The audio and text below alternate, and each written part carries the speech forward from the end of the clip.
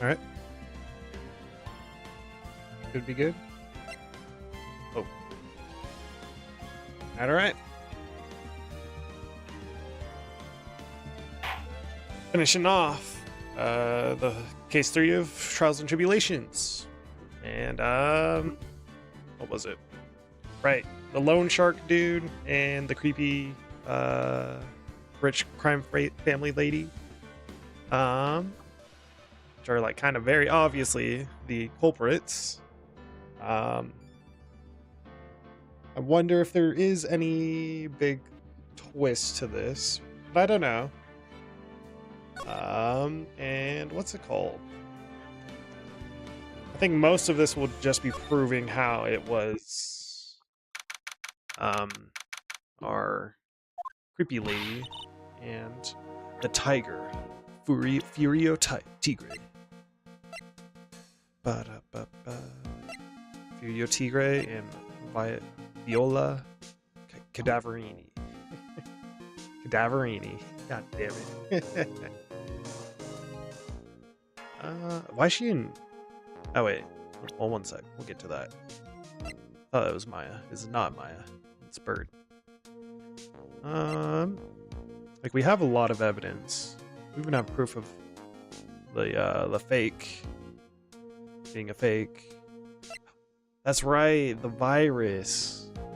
The MC Bomber virus. Okay. That'll be important. And then...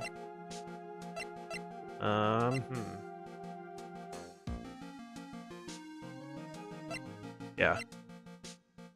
I don't think there will be a big twist. I don't think so.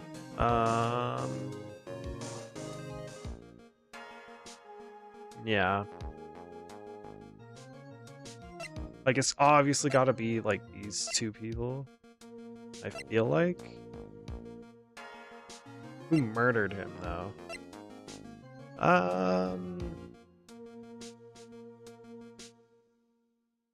Well, they were obviously involved with the virus and wanted to... I think he sold the virus to them? But if this is potentially worth millions, then... Yeah. Like, there's some plot here. MC Bomber, instead of 100,000, half a million. Bomber. Ah ha ha ha. Why is Master Mastro up?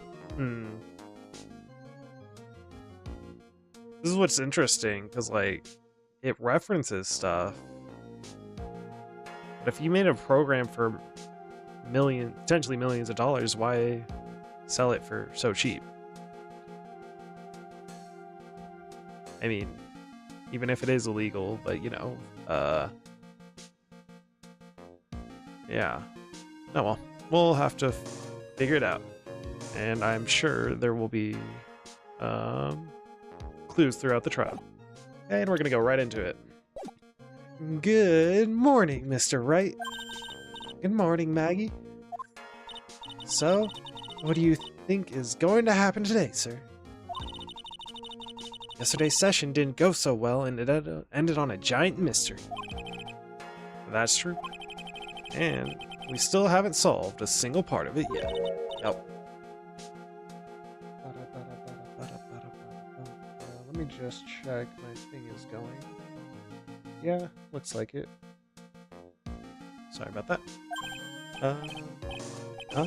Oh, yeah, of course. Of course I'm okay. I saw that little flash of doubt in your eyes. No, that wasn't doubt. That was, determination. I'm super determined. Why don't I believe you? It's nearly time, Maggie. You better get going to the defendant's seat. Roger. Don't let me down, Mr. Wright. I am counting on you. Wow, that's my police waitress. Hey, pal. Hey, Detective Gumshoe. Quit stressing Maggie out. She doesn't need that. How do you know she was stressed? I was watching through the doorway. Oh. Look like you lost the case already. Show a bit of confidence, will you, pal? are you worried about? Thank you. Thank you. See? Here, maybe this'll help. Huh? Have you taken up aromatherapy too? Not in a million years, pal. Don't tell me you don't remember what this thing is. Come to think of it, that doesn't look like one of those aromatherapy. You gave it to him, bro. This is a small bottle that turned up at Trace Bien's kitchen a couple of days ago. Wow, look at all these little bottles. Oh, they're aromatherapy oils. He's got so many. They're overflowing. Hey, wait a minute. This one's different. It's one bottle that's different from all the others. Well, what do you know? It doesn't have a label either. That's right, because I don't think Maggie did it, obviously, but there's a few suspicious people. Like, why? If they were making a deal for the computer virus, why would they kill him as well? You know?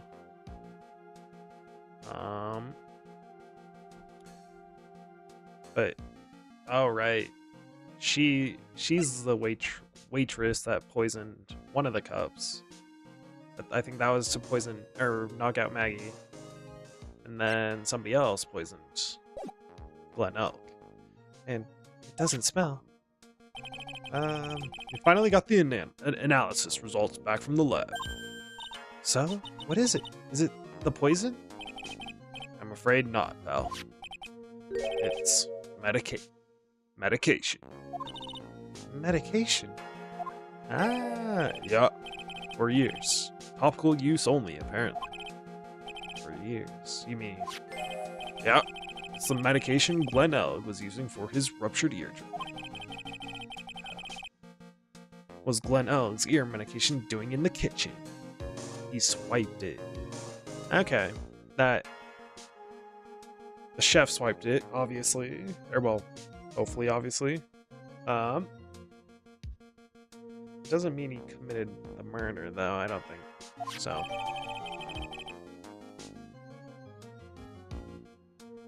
Definitely not something come up.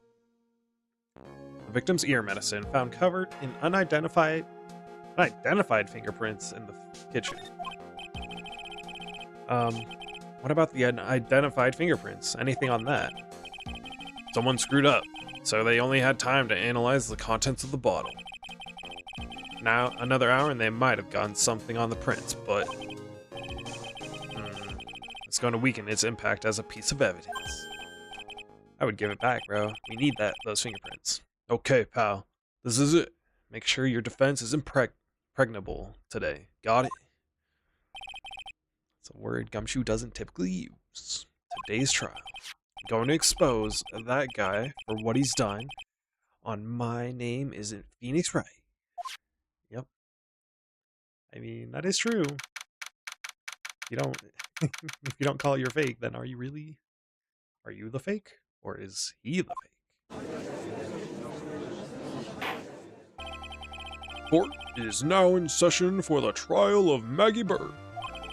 The defense is ready, Your Honor. Ready and waiting as always, Your Honor. Very good. Then we'll get underway at once. Yesterday, we heard the testimony of Mr. Victor Kudo. Claims to have witnessed the defendant putting a powder into the victim's coffee. However, the witness's testimony was plagued with a number of problems. The mark on the rim of the cup shows that the victim drank from it with his right hand. Yep. He had something else to tell us, though. What was it?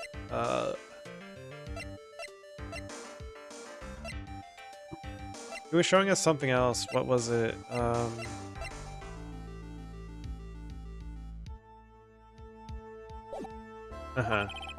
But according to the old man's testimony, he picked it up with his left hand. Thank you, Mr. Godot. Furthermore, according to the witness's account, the victim was listening to the radio with an earpiece in his left ear.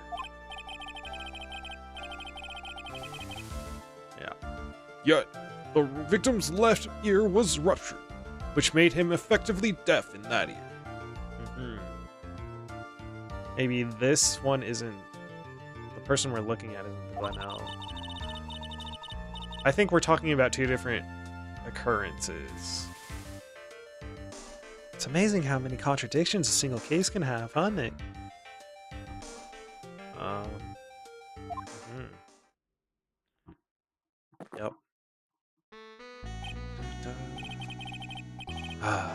Allow me to enlighten you, Your Honor.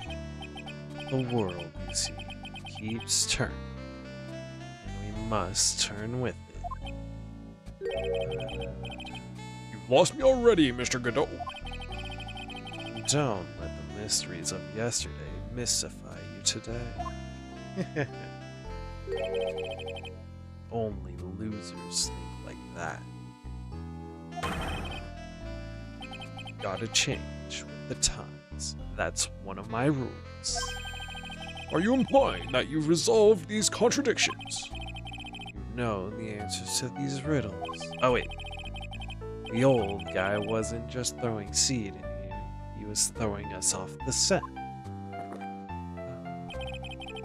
And today I'll prove it. Very well. Let the first witness take the stand. Ah, okay. He makes sense. Yes. I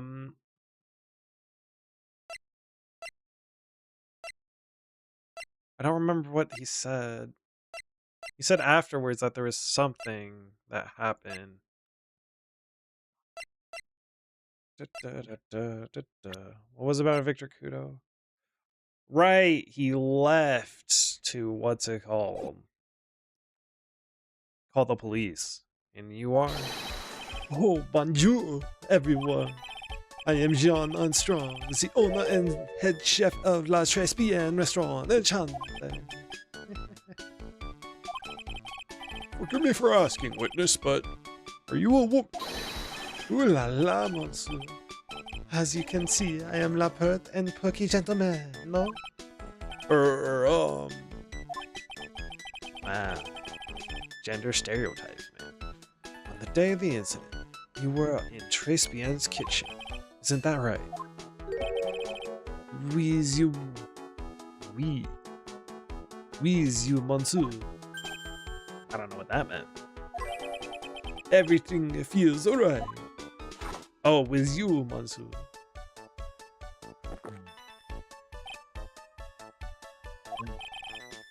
Wow, he's totally unfazed. Doesn't anything intimidate this guy? Hey, he's a respect. Very well. Your testimony, please, witness. Please tell the court what happened that day at Trespien. We volunteers. At Trespien.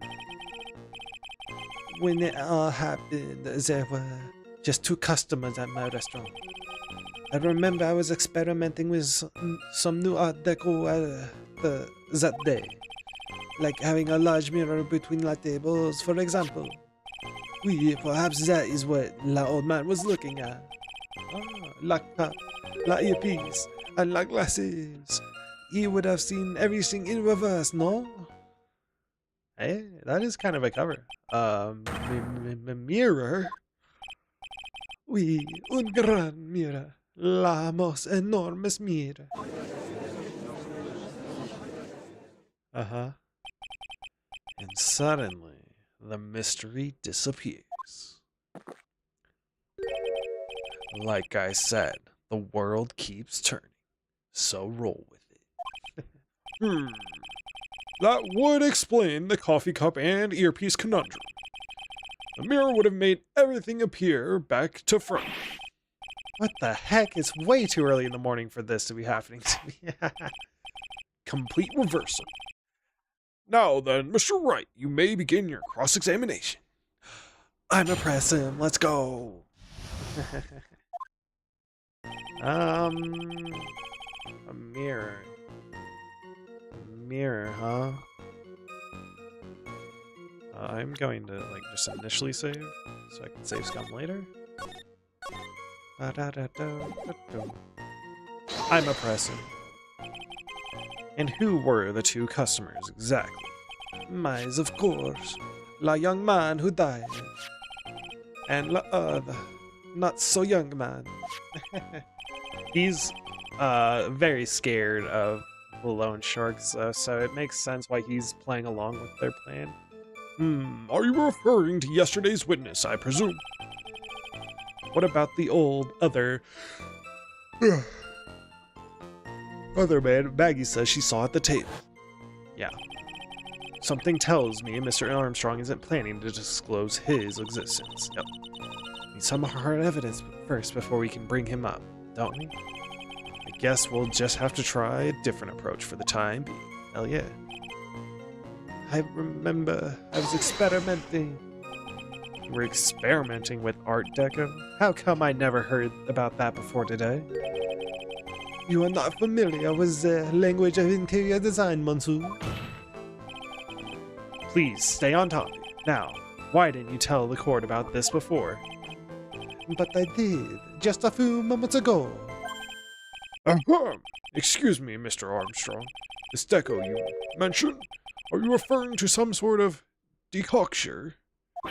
No, Art Deco. It is a style of design, Your Honor. He was talking about interior design. Walls, ceilings, carpets, that kind of thing. Oh, yes, of course. That deco. Deco is a weird shortening of it. And let's see, like, actively talking about it multiple times, which I guess we are, but I was trying to achieve a more effeminate look for my restaurant. I was planning the most bold remodeling of la decor. Decor is more like deco? No, decor. Yeah, that sounds right. Like having a large mirror between the tables. How big of a mirror are we talking about here? Oof. Something about 4 meters wide and about 2 meters high. Let's see, if 1 meter is about 1 yard. Holy glass in a frame, that's huge. I was intending to install it on the ceiling eventually. That'd be kind of cool.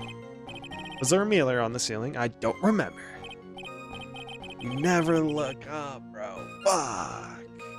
But I decided to not go through with that in the end. What should I do? Should I ask him more about the mirror or not? Yep. He really had such a large mirror in the restaurant, someone would have noticed it. But there's nothing about a mirror in Mr. Kudo or Maggie Bird's testimonies.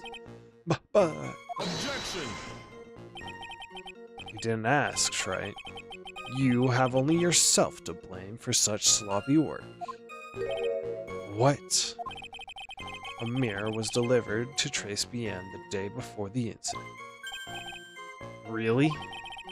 As Mr. Armstrong testified, he was carrying out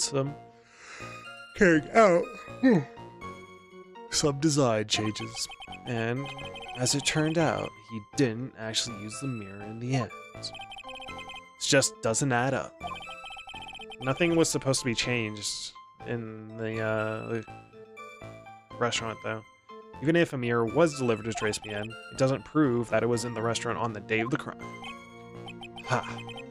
If you want to doubt someone, try look in the mirror. Do not pull that line. That's cold. I'm sure the person looking back at you will be dubious enough. God damn. Throwing shade early. So the witness yesterday has seen the victim reflected in a mirror. Oui, perhaps that is what La Old Man is looking at. Normally, I'd expect people to know the difference between a reflection and a real object. Debatable. Normally. However, how does normality come into this? That's lame, right? Even for you. Yeah, I agree. That was not great. Are you trying to say that if something isn't normal, it isn't possible? Is that it? Thank you. You don't show, Phoenix Wright. Where does that leave, the pork-you-headed lawyer and the top-knot chick over there? Yeah, god damn it. And the ungodly cool guy with the mask over here. Well, try. I like how he's like, I'm calling you guys out. And me too. I'm cool, but me too. Not the hair. I do not have a top knot. Or top knot. Mr. Godot is correct. Lack of normalcy is no basis for discounting an argument. Bien. Logic is one la day. We're talking to a effeminate chef. You know? He likes his art deco. Art deco. And la glasses.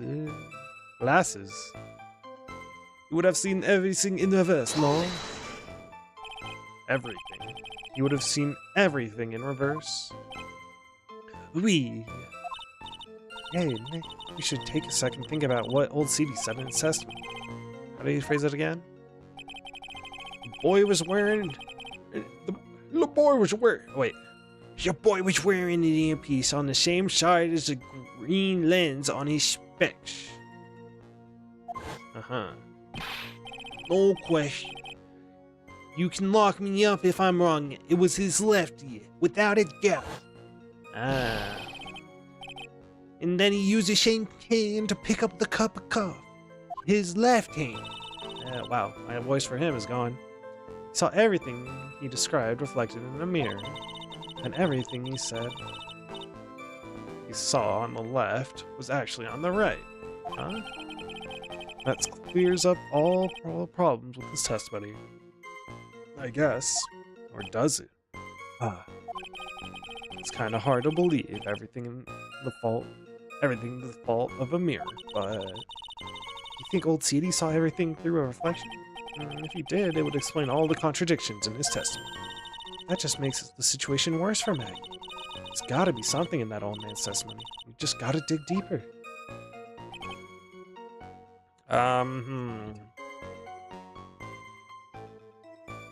Two customers. Yeah. I believe that is factual. That is debatable.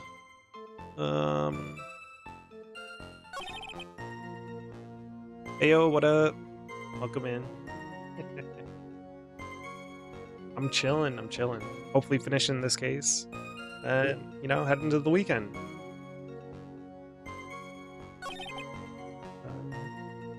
Look up, the earpiece and the glasses. I think this is our contradiction, but... Oh, hell yeah. I'm big chillin'. How about you? How you doing? I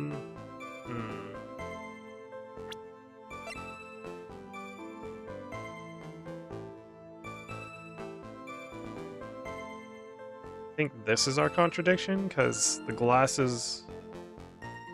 his left ear was ruptured, like, absolutely, I believe. But if everything was in reverse, then...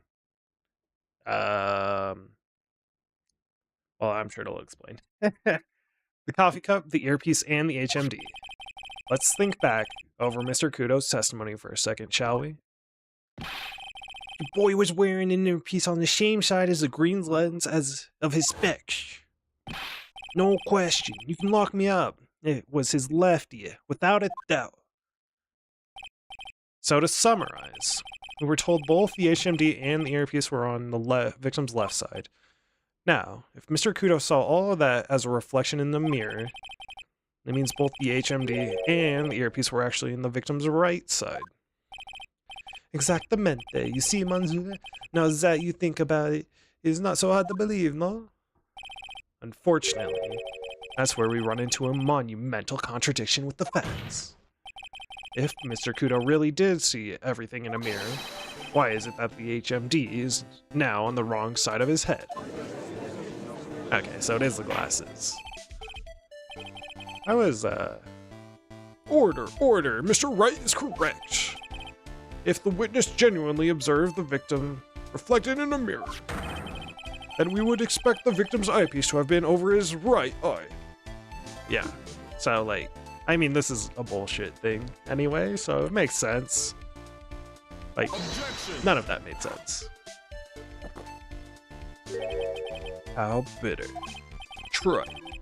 You should have a taste of this bitterness. It'll calm you down in no time. Are we talking about your coffee, or something completely different? Don't understand the way the witness thinks. How he thinks. You remember this, I presume? The I broke the vase. Sorry, Apollo.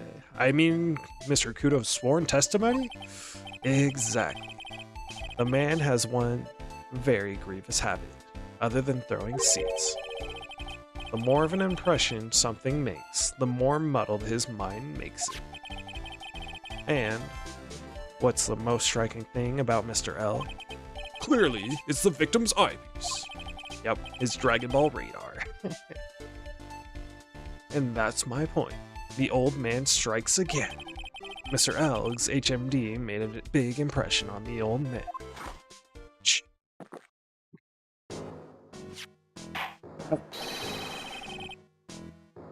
Saw the earpiece in those newfangled spectacles he was wearing. Oh yes, they were both on his left ear. Do you hear his left ear? All right. Well, Trite. That's the worst, but best impression of Kudo ever. Wow, I really thought he was old seedy for a minute there. Kudo's good. Enough. I must agree that yesterday's witness was irresponsibly rash in much of his testimony. That's fair. Bad luck, Nick. Looks like the boil of a contradiction you found is just a rash. Uh-huh. All these puns. A mirror can't be beaten by a handful of seeds, nor can it lie. So, what exactly was the old man looking at? Ooh, okay. Oh wait, no. We're getting a new testimony. Go on, tell the court. We're all ears. Oui, I can explain. Please, if you will, look at la plans of la restaurant. The seating arrangement will be important here, I think, actually.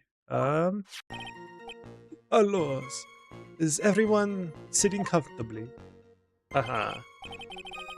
La mirror, it was in the middle of la restaurant, divided the two halves. Okay. So previously he said he was sitting here, but now he's over here. Okay. There's only one seat from which you could have seen an image of la victim. That was la seat as the table next to la victims. That was where the old man was sitting.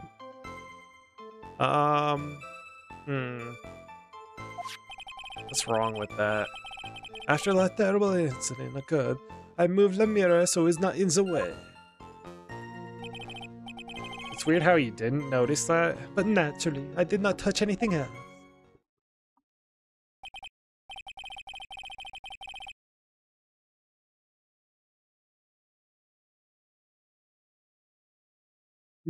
I see no problems with the explanation we just heard. From the table next to the victims, Mr. Kudo could have seen the victim in the mirror. What a naughty little coquette I am, confusing all the men like this. Don't worry about it. We can keep up, except for the guy breaking out in a cold sweat over there. I hate that guy. Dude. You said you didn't touch anything else apart from the mirror. Are you quite sure about that? Volunteers, of course. Very well, Mr. Wright, your cross-examination, if you please. I think this is gonna be a press situation, like always, but reflected.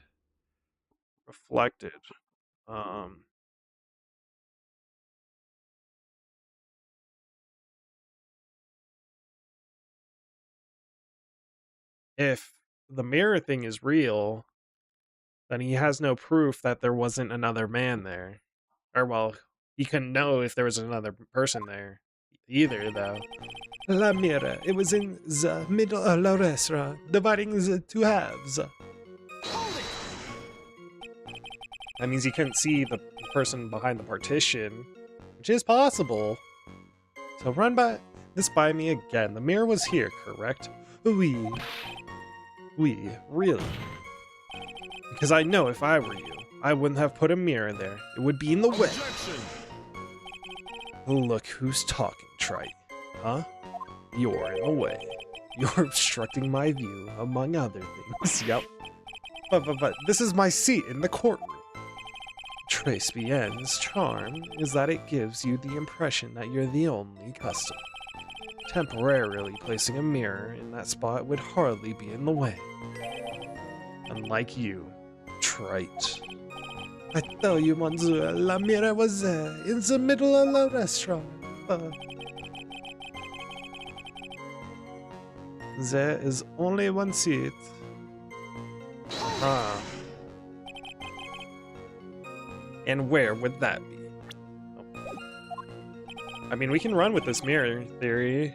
Ooh la la, look how you lean towards me. I always attract the younger boys. Maybe I should keep you in suspense a little longer. Mr. Armstrong, tell the court what you know at once. I attract the older ones too. You no answer. Shall I tease you too? Oh? Oh. Judge, Even's right, or Godot.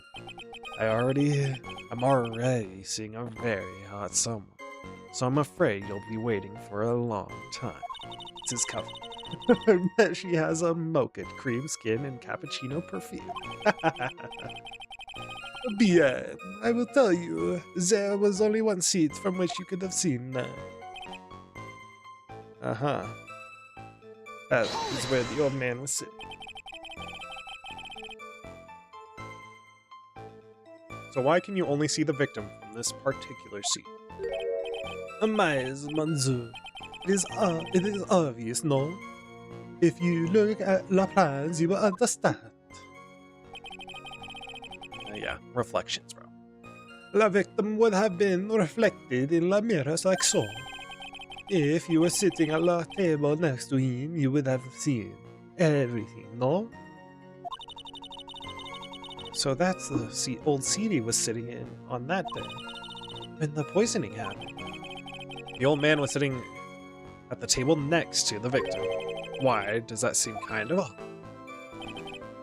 After that terrible incident occurred, I moved the mirror so it was not in the way. Did you move the mirror while Mr. Kudo was calling the police? Oui, exactamente. I carried it out of the restaurant then. You moved a huge mirror like that, all by yourself. Oh, what can I say? I know how to pick things up, Anson.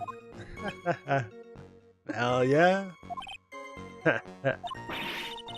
Godot actually laughed at something. Well, given the witnesses' belief, I suppose it is possible. Look at that, dude. Boom. Boom. Fucking. Hell yeah. Good for you, Armstrong. did you move anything else from the crime scene, Mr. Armstrong? I look like the obliging type, no? Naturally, I did not touch anything else. Are you sure about that? I touched nothing except the mirror. Alright. Mr. Wright, Is there something the witness has said that doesn't match the crimes? The broken vase. There is, I just can't put my finger on what exactly. Suffering from a case of heartburn, Trite. Oh, I have just the scene for that. An oil with golden myrrh and a Frankenstein. Sir. Add a few drops to your coffee, and voila! Enjoy. Focus, Phoenix. Breathe. I need to ignore these two and just find some evidence. It is pretty strange though, isn't it? I mean, nobody mentioned anything about a really large mirror.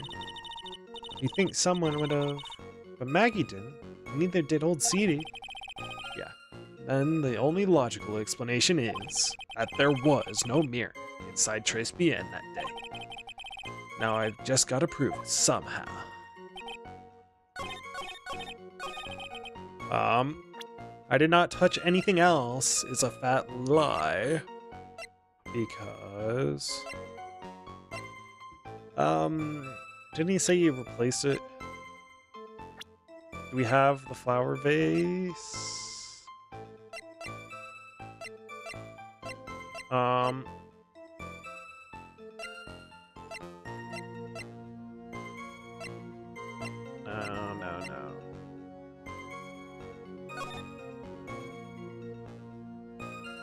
Yeah.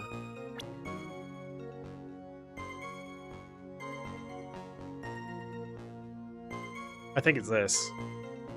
Claiming that he was sitting at that table and the flower vase is not broken. I broke the vase at my seat. I'm sorry. It's this. Objection! Bam. That one was supposed to be a tricky one, but I think I got it. This piece of evidence contradicts with the testimony we have heard. The crime photo? Yep. Yes, this photo clearly shows something that theoretically should not exist. What on earth do you mean by that, Mr. Wright? Should not exist. Ha! Sounds like you're describing yourself, Trite. Now then, if the defense would please clarify its statement. What is the something that couldn't exist? That flower vase. I think it's pretty obvious that this is what should not be in the picture. The vase? What possible connection does that have with the witness's testimony? Your Honor, I'm telling you that there should have been no vase on this table. Because it is very clearly contradicts with this piece of evidence. Got it in one, baby. There is one thing that was clearly demonstrated by yesterday's testimony. Mr. Kudo broke the vase that was on the table where he was sitting. And yet, as the court can see, there is an unbroken vase on the table next to the victim. Why? Because Mr. Kudo was not, in fact, sitting at the table next to the victim at all. Objection! Don't be an idiot, Trite. That's impossible. That seat's the only one Kudo could have seen the victim's reflection from. Exactly. There was no mirror. There's only one conclusion we can draw from this contradiction. There was no mirror in Trace Bien that day. Your testimony, Mr. Armstrong, is an elaborate lie. Mon Dieu! With the rose petals. Don't try to confuse the court, Trite. Obviously, the witness cleaned up the vase, while the police were taking their time getting to the crime scene. Objection! He testified that he did not touch anything else. Fortunately, Mr. Godot, that doesn't quite work for me. Mr. Armstrong already testified to the contrary, in his own words. I did not touch anything else except the mirror.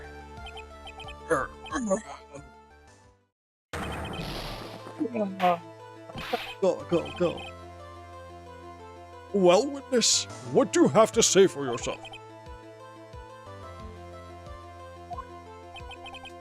I was right. There was no mirror in the restaurant that day. In light of this revelation, we return back to the original problem. Why did the victim have an earpiece in an ear in which he couldn't hear? You only get one shot in life. There's no turning back. If you want to claim that the mirror wasn't there, Trite, then this problem is all yours. How do you explain what the old man saw? If I can answer this, then I'll be that much closer to the truth. I can feel it. You gonna be okay? Can you really solve this contradiction, Nick? There's more than just this one contradiction. What do you mean? Remember what Maggie told us? there was another man at the victim's table, and there was a sample CD on the victim's table. It all flies in the face of Mr. Kudo's testimony. And I think I know the reason why nothing in this case is adding up. Well, Mr. Wright, let's hear your answer. Yes, Your Honor.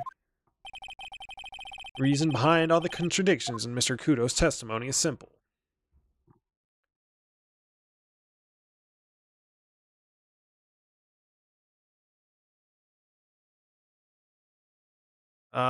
Fuck. I'm gonna save this. Okay. I know there's like a different waitress. Mr. Kudo made a mistake. That implies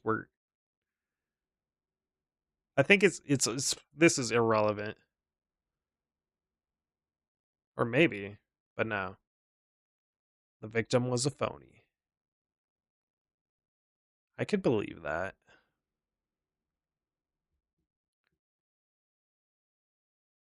I'm going with Mr. Kudo made a mistake. Not because it wasn't the left ear and that it's because it was at a different time. Clearly, Mr. Kudo made a mistake. Mr. Tribe, you're the one who brought up all these contradictions. And if you're trying to tell us the old man just made a mistake, we can wrap up this case right now with a guilty verdict. How about it, Mr. Wright? Shall I declare your client guilty? Is that the best you... What? Fine. It's this then. The victim was a phony. This case, yet, there's one very simple answer that clears them all up. And what is that? The incident Mr. Kudo witnessed, and the incident... That's what I wanted to say, bro. Oh, okay. The victim... The incident was a fake. Gotcha, not the... And that's what I wanted. The incident Mr. Kudo witnessed and the incident the victim experienced were two completely different events. This is what happened. Thank you. What? Yes, the victim that Mr. Kudo saw wasn't Mr. Glenelg at all. It was an imposter, a phony pretending to be Mr. L. That's fair.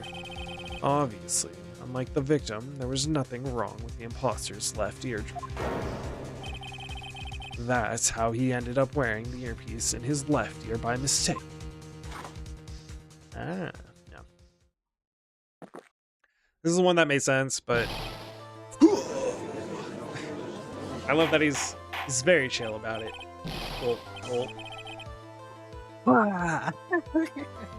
Order in the court. Settle down, or I'll clear the court. So that's what I wanted to say. I just didn't know how to say it. I said it as well. I was like, Mr. Kudo made a mistake was clearly like saying that his testimony just wasn't good, which is what it was, which I should have believed. But quiet, Rams. Why don't you clear out of here, huh? What did you say? Correct. Are you saying that what Mr. Kudo saw was a setup? Yes. Nope. Someone pretended to be Glenelg and acted out the whole coffee poisoning. All for the express purpose of creating a witness out of one Mr. Victor Kudo. Objection! Get real, Trite. Why would anyone want to do that? Isn't it obvious? The thing Mr. Kudo was most insistent about in his testimony was... The servant girl brought him a Javachino, but she put some in. That's the servant girl right there, in the defendant's chair. I remember her well. Yep. It's so hard to believe, but... There was one, and only one, reason to show Mr. Kudo this fake poisoning.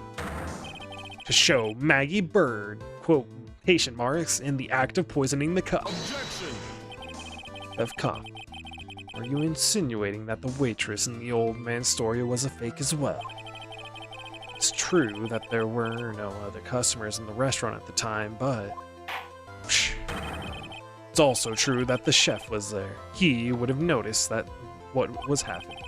Well, that's right. Well, witness, if your restaurant really was the scene of such theatrics, you would have known about it, correct? Ooh la la. This is most difficult for me. He was in on it. No, it's quite simple. All you have to do is testify. You are under oath, after all. Was there, in fact, a phony at Trace BN that day? The defense demands that Mr. Armstrong tell the whole truth about what happened. The defense's request for additional testimony is accepted. You will accurately explain in detail the events in the restaurant that day. Oui.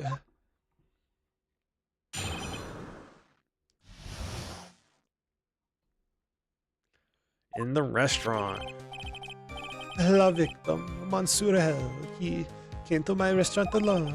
I remember the old man arrived not long after me. There were no other customers.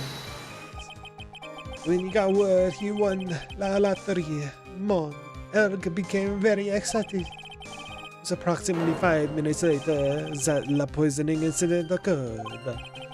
No, there was no time for La Phony to do la acting.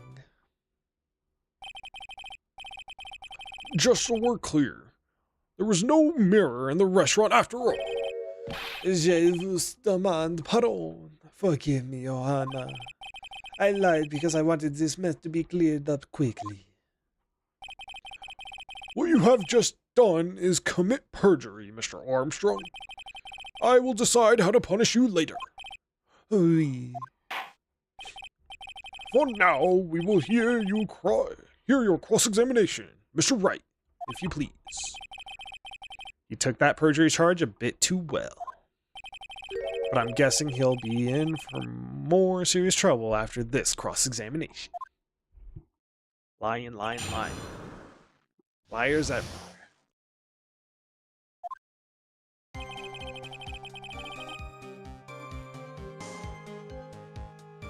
Love it. I'm impressing. Was he alone at his table as well? Mais oui. I saw him from the kitchen. Yet the defendant, Miss Bird, remembers it differently. She swears there was another man at the victim's table. Objection! Unfortunately for you, Trite, yesterday's witness also testified that the victim was alone. Exactly. No, seeing you squirm like that reminds me of a certain coffee's bittersweet bite. What kind of coffee has he been drinking? He likes it bitter. It's not coffee, it's love. It's love that's bitter. It's love that's bittersweet. Hearing Maya say that makes her seem wise all of a sudden. I remember the old man arrived, madame. By old man, you mean Victor Kudo, correct? Oui, he comes often for my special coffee. I drank your coffee once, Mr. Armstrong. It's special, I'll give you that. It's worth a sip just for the experience. Oh, you make me so happy, Monsieur. You are most welcome anytime. A sip of experience. One sip, nothing more. See, I knew that call. That call was right there coming. Worth one sip and nothing more. So old man Kudo arrived at the restaurant around the same time as the victim. Maybe I should, how many minutes after? So you're saying that not much time elapsed between you, when the victim and Mr. Kudo arrived. Oui, that is correct. But that still leaves the possibility that something happened in that gap of time. And by your recollection, how much time would you say elapsed? Let me see. Approximately 2 minutes, I would say. 2 minutes, that's all. Seems unlikely that anything untoward could have happened in such a short time. Rats, I knew I shouldn't have pursued this line of questioning. There were no other customers. Oh, let me get the other option. What time was it? Out of curiosity, about what time was it when Mr. Kudo arrived? Oh no, I cannot remember, Monsieur. I believe we were told by a witness yesterday. Crime was reported at 2:25 p.m. by a kind of scary old man, sir. Does that perhaps jog your memory, witness? That incident had happened about 20 minutes after he arrived. So the victim must have arrived between 2 p.m. and 2:10 p.m., no? Just after 2, huh? Thank you for your help in jogging my memory, Monsieur. You are wonderful. Ha ha ha. I can't sit here all the time and do nothing now, can I? Stand up straight. The time of day will be added to the witness's testimony. Oui, Monsieur Judge. Everything I do it for you. Merci bien. That's French, isn't it? Ha ha ha. Glad at least one person in this is gonna do. He's even humming a little. Oh, he's even humming a little song to himself. Aha! Old man arrived not long after, just after 2 p.m.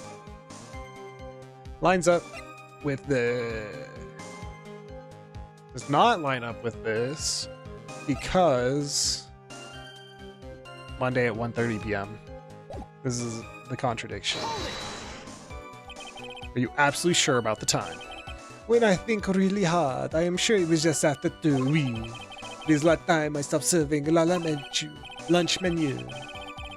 Quite right. I always break for lunch when the restaurants are serving their specials. I've been known to wind up a case early just to make it on time. Ha! Ha! I guess you should never get between a hungry judge and his lunch.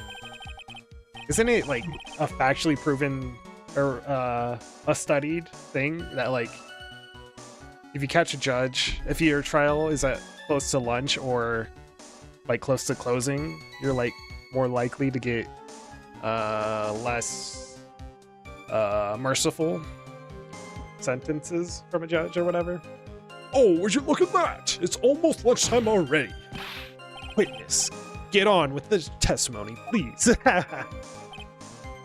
There were no other customers. So your only customers were Mr. Kudo and the victim. Shh. How many times do you need to ask the same thing, Trite? You'd never catch me drinking the same blend twice. Huh? You're trying to establish the presence of a phony victim in the restaurant, but you're wasting your time. You can't grind birdseed to make coffee, if you catch my drift. Shh.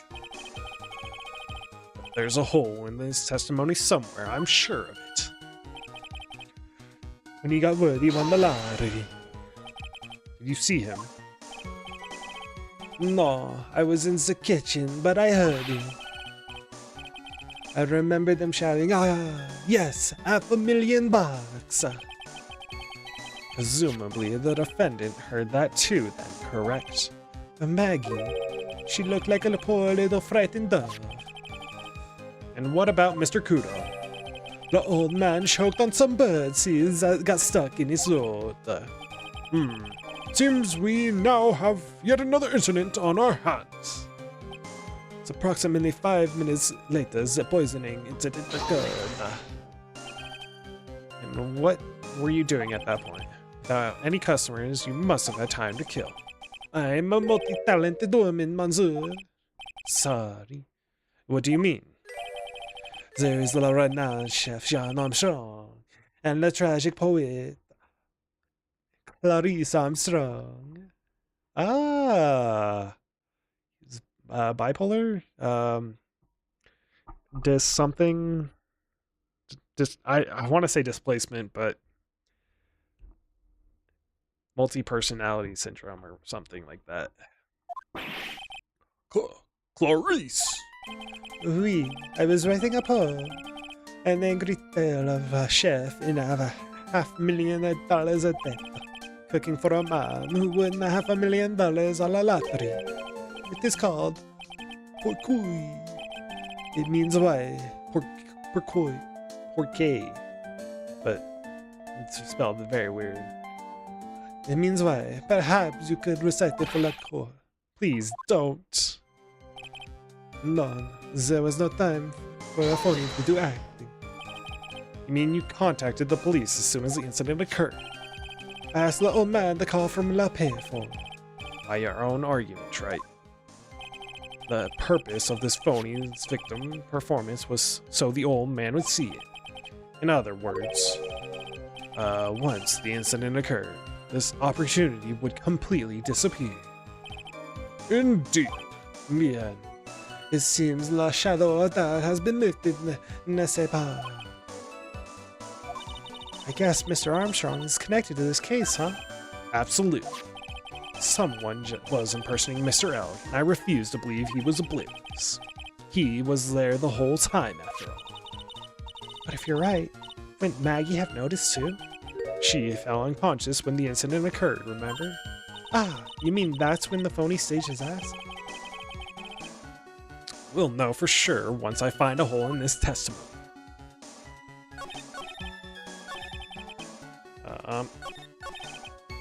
The old man arrived not long after him, just after 2 p.m. So, it is the time. I don't know which one it is. It's probably this one. Because the lottery, this thing. Objection! I got it. I'm afraid I finally got you, Mr. Armstrong.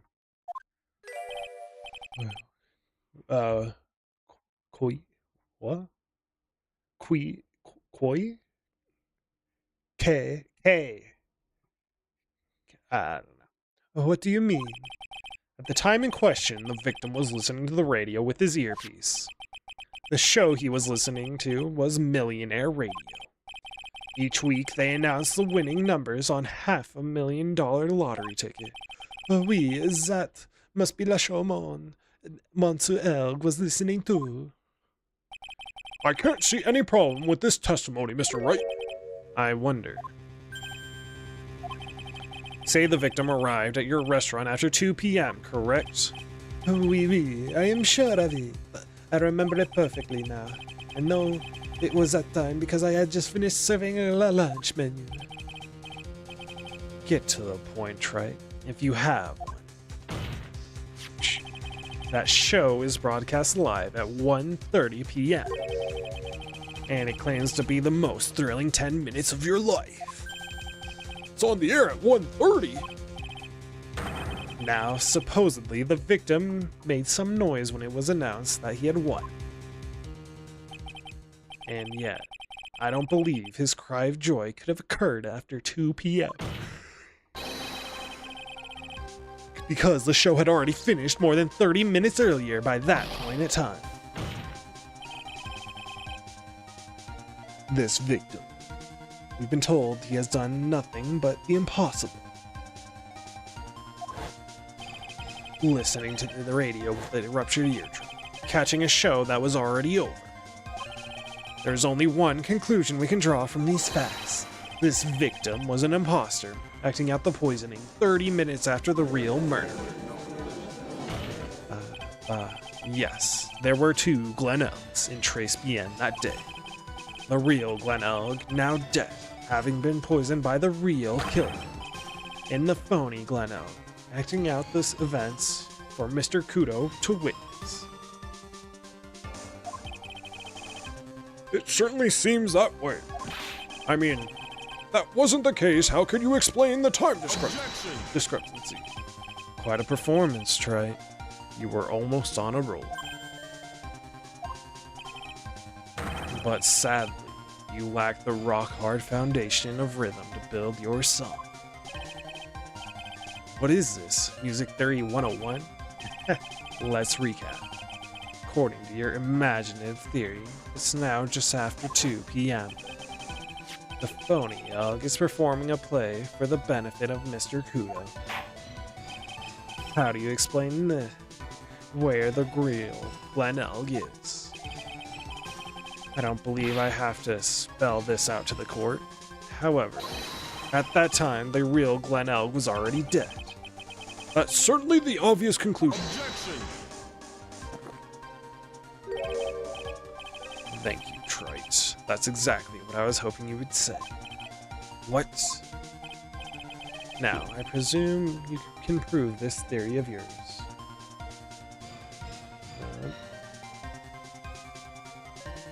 So,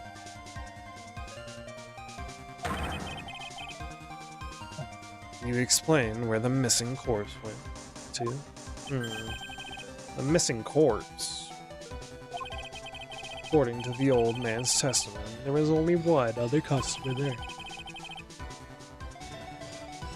If that customer was the phony Glen Elg, then where did the killer hide the body of the real victim? No.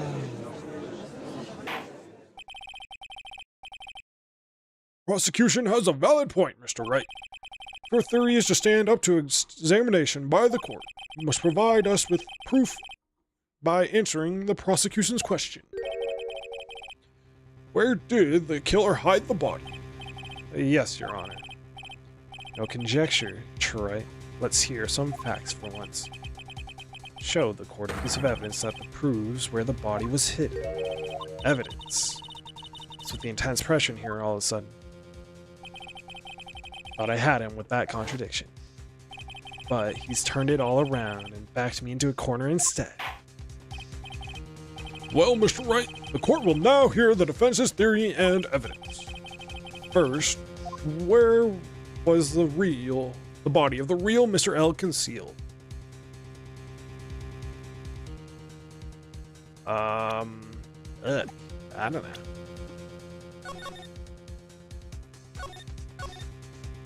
Inside or outside?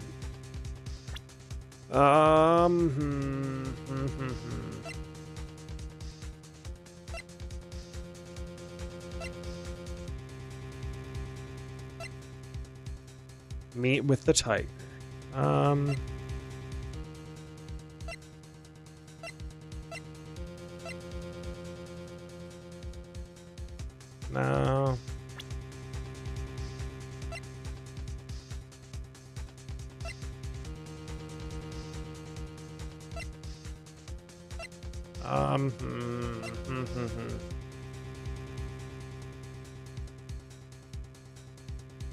The real Mr. L. Outside. It's gotta be outside. Clearly, there's no place to hide a body inside, Trispian. Therefore, the killer must have hauled the body outside. I see. Nice supposition. But the real question is, can you back it up? Out of the restaurant?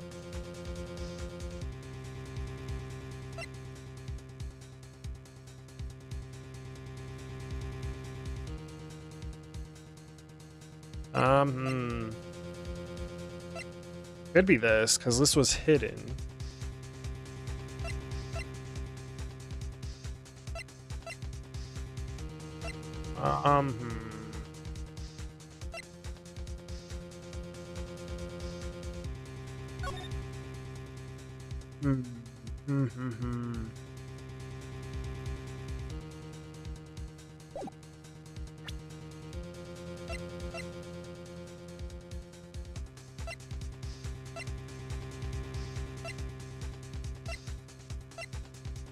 Taken outside, but how? How was he taken outside?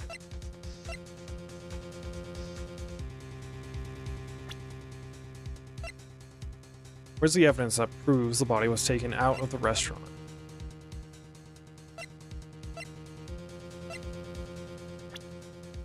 I don't know. I think our best shot is this.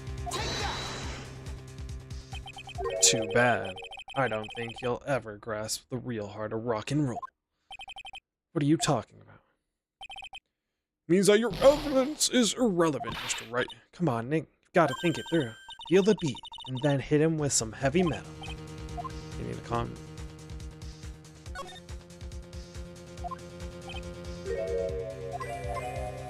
Yo, tambien. What's with the Spanish all of a sudden? Well, Mr. Wright, the court will now hear the defense's inside Trace Bien. Would have been too dangerous to take the body outside. Obviously, the body must have been hidden somewhere inside Trace Bien. Interesting. But where could a body have been hidden inside a restaurant? Perhaps you would care to show the court on these plans, Mr. Wright? Yes, Your Honor.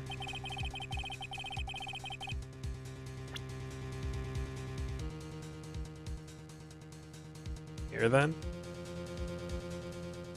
I feel like it's gotta be here. Body was hidden here. I see. Nice. What?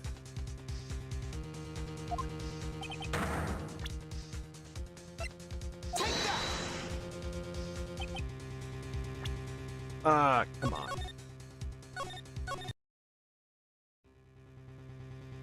Inside. It's gotta be inside. I was saying here, but...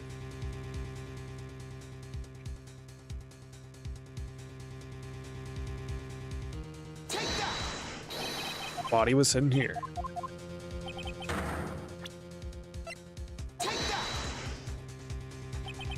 Too bad. What are you talking about? Relevant? Ah, fuck.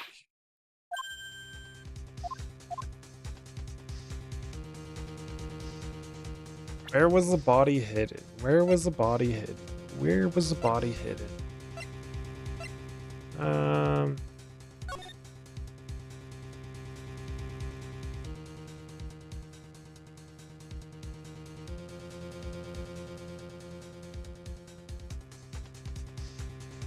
I mean, what if you say the same victim seat? But,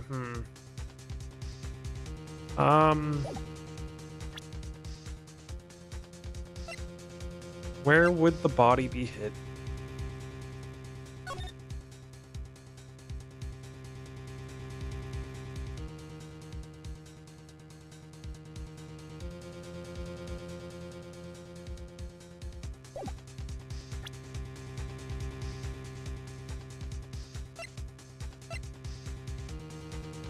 This isn't where I was leading this to, but...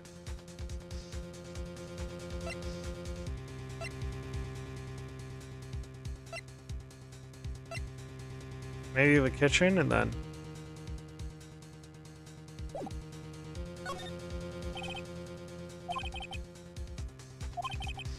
What happened? Too dangerous to take the body. Obviously, the body must have been somewhere hidden inside. Where could a body have been hidden inside a restaurant? Yes, Your Honor. The kitchen. Where's the evidence that proves the body was hidden in that location? It's gotta be this then, I think. Yep, got it. Mr. Armstrong, do you recognize this bottle? No. I've never seen that ugly bottle before in my life. I only use the very best bottles, monsieur. The highest quality only for me. Where was that bottle found, Mr. Wright? So, interestingly enough, Your Honor, it was found in the kitchen of Trace Bien. I thought the counter could have been plausible with the newspaper, but that also tracks. Oui. But I've only ever used the bottles for my aromatherapy oils.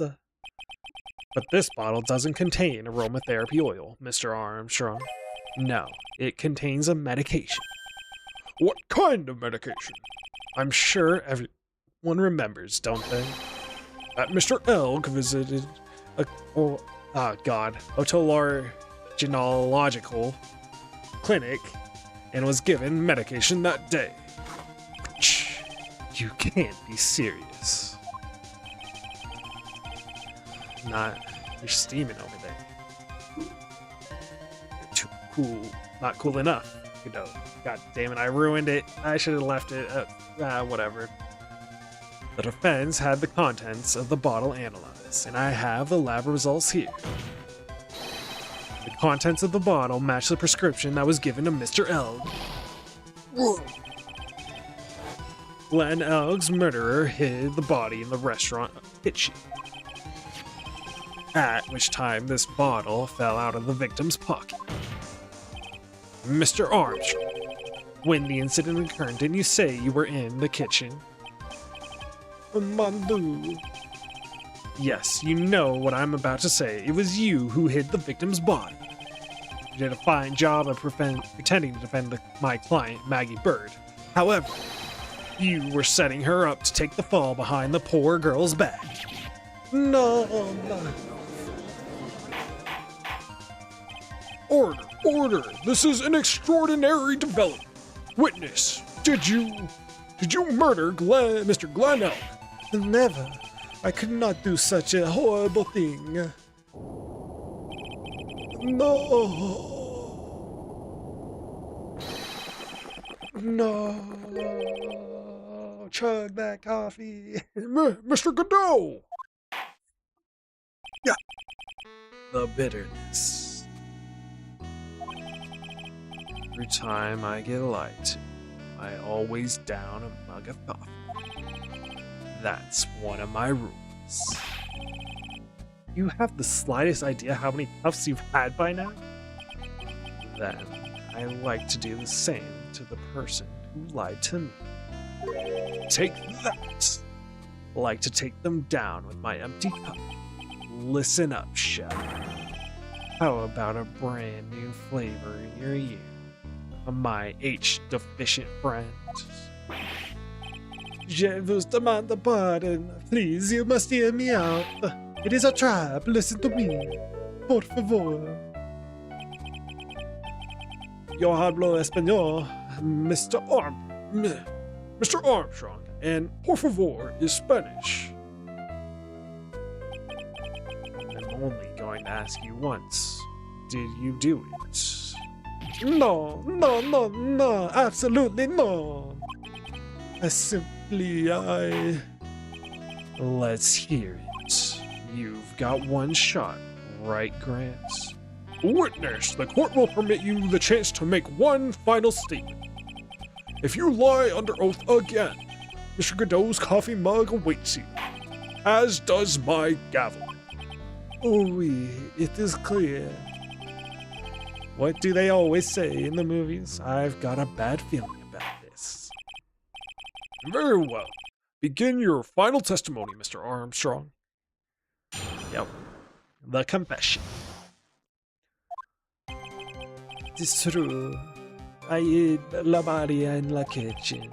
A man forced me to do it. I had no choice. I had to go along with it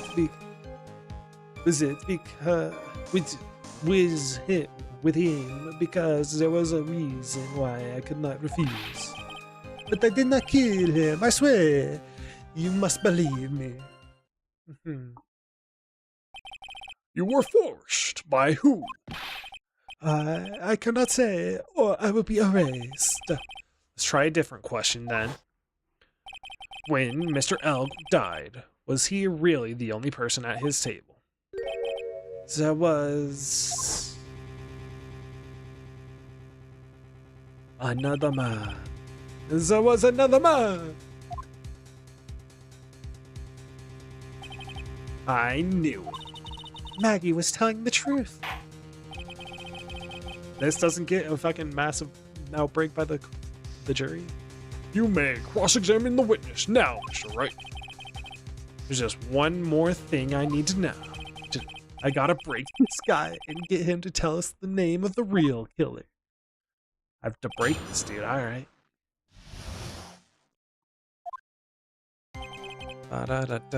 It is true. I hid the body.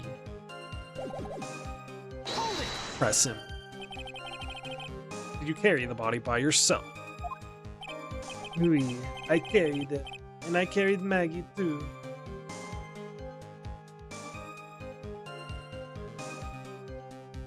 Carried Maggie too, okay. Maggie too. When she saw the victim collapse, she fainted. Ah. I cannot leave her there. But why did you hide the bodies? A man forced me to. What man? Who was he? No, I cannot say. I fear for my life. He's really scared. You'll just have to put the words in his mouth, Nick. Yeah, you're right. If he won't tell me, I'll tell him. But why would you go along with this man? I had to go. There was a reason why I could not refuse. You're in debt. And what reason would that be, Mr. Armstrong? No, Monsieur. Yes. Surely you cannot expect a young maid to talk about such an embarrassment. A maiden? You're a bit old to get away with that. And a bit too man. I can't finish the cross-examination without establishing his reason, so I'll just have to prove it with evidence. Did not kill him, I swear. So you're claiming that you did not. All you did was hide the body, is that correct? Oui, that's right. If we are to believe you, Mr. Armstrong, you must tell the court everything. You must make clear the identity of the man who ordered you to do this.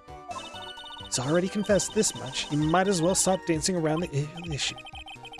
Yeah, but he really doesn't want to tell who his killer is. Then sock him too. Yeah, that's not a bad idea. There was a reason I could not refuse. John's debt is $500,000. Objection! You have a $500,000 debt, don't you? $500,000! Is this true, Mr. Armstrong? Oui, Jesus the soul. I was weak, and I borrowed the money. Careful when you borrow money. This is Mr. Armstrong's Achilles heel. That's why you couldn't refuse anything asked of you by this man. Tigre. A $500,000 loan from a black market loan shark. And you have no way of paying it back, did you? That's why you were forced to do anything this man told you to. Oui, it is as you say, Mr. Armstrong. La Tiger. He told me he was going to use my restaurant for a business rendezvous. On the day in question, he was meeting the victim to the man that he repays loan.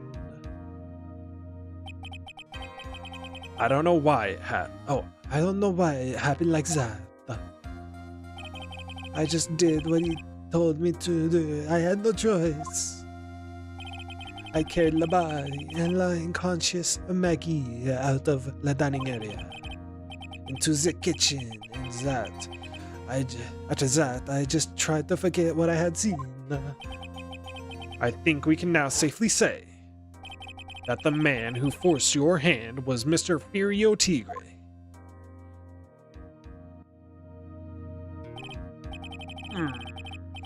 I do have one further question for you, Mr. Armstrong.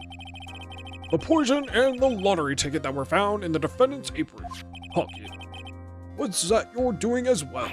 No, I knew nothing about that. Making it look like it was Maggie who had done it. I was not. It's despicable. Aw, you liked Maggie. Mr. Godot.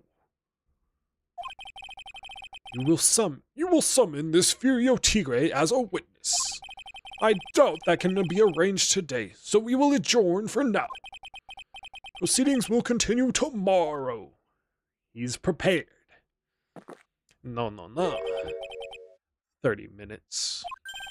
What? The trial will go on. I'll see to it myself. I need half an hour to get that guy on the stand. Not a minute more. Alright. How the... Don't sit back. He has criminal connections, huh? Don't sit back and relax yet, Trite. Criminal connections, huh? Or is he just that good? Maybe. No one knows. Oh. No one knows if that chef is really... Excuse me. Is really telling the truth.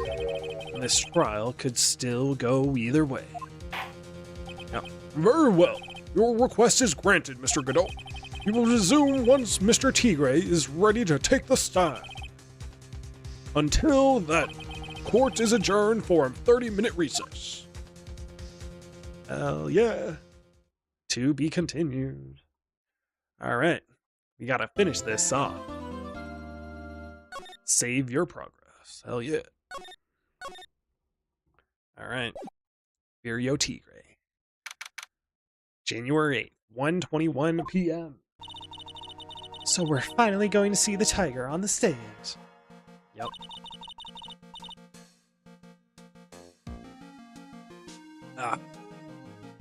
Almost got this case won now, Nick. I wish I could agree. Huh? When I cross-examined Mr. Armstrong just now, he said he was just doing what the tiger told him to do. But Godot picked up on it, remember? Yep. He pointed out that without proof, we don't know if what he testified is the truth. I mean, we've always had to prove this. This makes no difference. You think Mr. Armstrong was lying? I don't know. But if that's the line the prosecution takes, we could be in trouble. Get the feeling that we don't have the case making evidence we're going to need. Hey, pal. Detective Gumshoe coming in with the clutch save. Are you so jumpy about, Detective? Your hair's standing on end. Hey, that's the pot calling the kettle black. My little Miss Top Knot. Damn, it's not a top knot. Never mind about the hair. Just calm down, all right? I can't stand still when I don't have a job to do. I kind of get wound up. Ah! No kidding. Gotta have something you need me to do, pal. Anything. Well, actually, hey, I'm gonna take a jog back down to the precinct. I could get some prints analyzed for you if you've got an hour. An hour? The trial won't have reconvened by then. But Nick...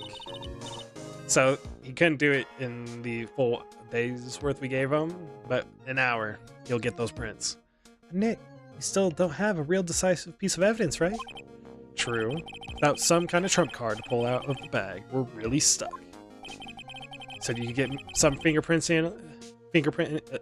analysis done in an hour? You bet. In that case, would you mind checking the prints on this for me?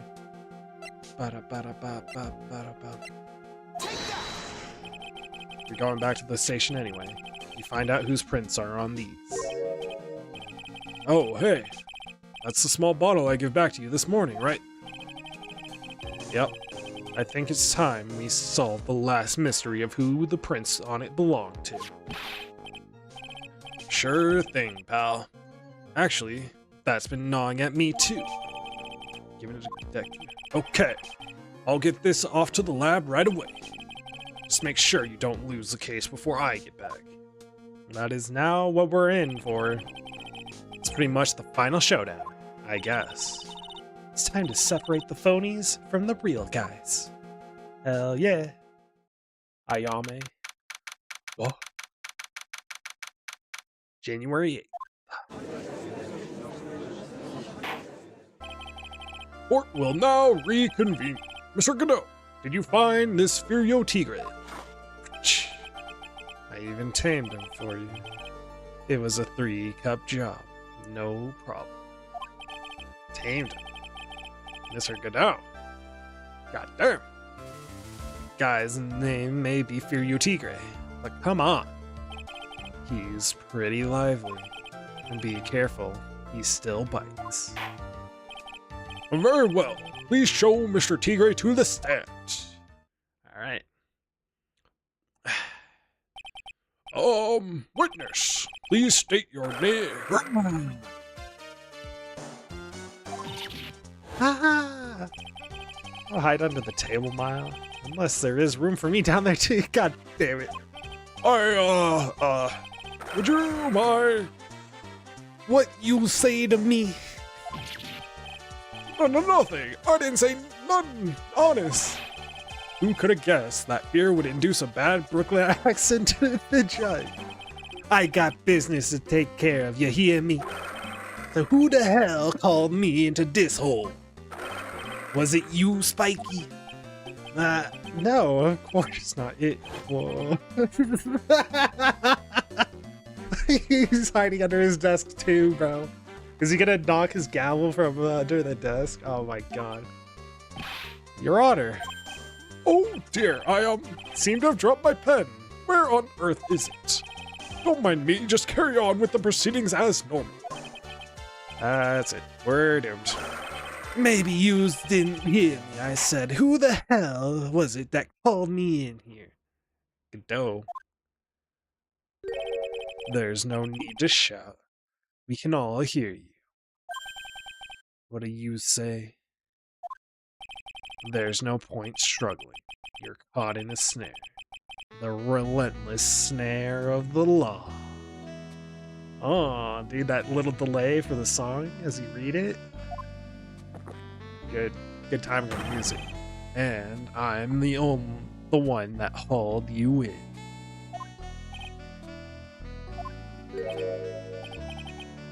Too cool. Don't let him get the better of you, Nick. Let's start with the basics. You know about the incident in question, correct? Incident? I don't know none about no stinking incident, Mask Boy. You mean you didn't attend the previous trial of Maggie Bird? Maggie who? I got more important things to do than watch courtroom dramas. Of course. Well, perhaps you could give us your testimony then. Please tell us about what you did on the day of the murder. Phoenix Wright. You was the one who set this up, didn't you? You was gonna regret the day you ruffled the tiger's fur. You hear what I'm saying? Maybe I should have brought a diaper with me today. God damn. Get a grip, Nick. I thought that was a judge for a second, sorry. Tiger's alibi. I don't know nothing about no murder. I was tied up with business in December last year. Spent all my times in the office. I got whales lined up to borrow cash from Tenderlander every single day. Yous want to check my alibi? Just ask Violetta. Ah, at last I found my pen. Very well then, Mr. Wright. Your cross-examined? Oh, what is it? Please, witness, if you could refrain from shouting out like that. I know the kind of games that guy in the blue plays.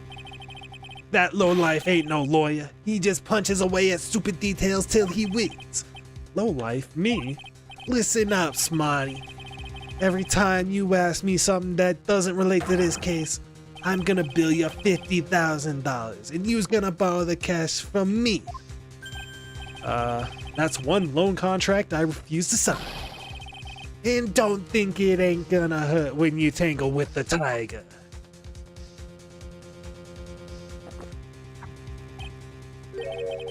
I love a good spectator sport. Just a minute. That's really not... This witness is, how can I put it? A hungry tiger roaming the urban jungle. Get on his bad side, and he'll bite everyone's heads off. Yours too. Very well. I have no choice but to impose a penalty system here. You's better be listening. I said I got no business to take care of. Big business. If I don't split now, I ain't gonna catch my bus. The court will impose a penalty for any irrelevant pressing of witness testimony. Keep that in mind as you begin your cross-examination, Mr. Wright. Yes, Your Honor. You can do it, Dick. Come out from under the there already, would you, Maya?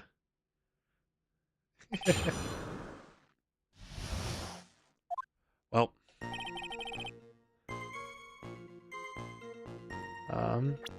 That just means save's coming, instead of recklessly pressing. Let me see how big the... I don't buy that you haven't even heard of the incident. You's got a big mouth, right? He's trying to say I was in some mob hit. Is that what you trying to say? Where's your proof then? Or evidence. Well, yeah. For attorney, he must have. That's from loan shark to lawyer. I see you're a studios type. Very good. Why don't you ask him to represent you sometime, Troy? What should I do? Leave it. Better just focus on gathering information. Testimony. My time ain't free here. You hear? You better remember that. Remember, miss that bus. Someone's gonna pay. We'll reread that again after I go through the rest. This is irrelevant, for sure. Are you sure about that? We're talking about, you know. You see these teeth? That's how sharp my secretary is. Sharp? Is he talking about Viola Cadaverini? She writes everything in my schedule. December, mainly in the office. That's what it says, so that's where I was. Seems like a rather, sketchy schedule. There he goes. Oh, there he goes again. The tiger did all December isn't the issue. What's important is what he was doing on the day of the murder. So now what? We'll leave it for now.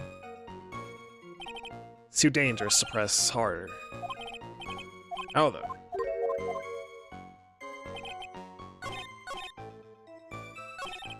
You want to check my alibi? Just check Violetta.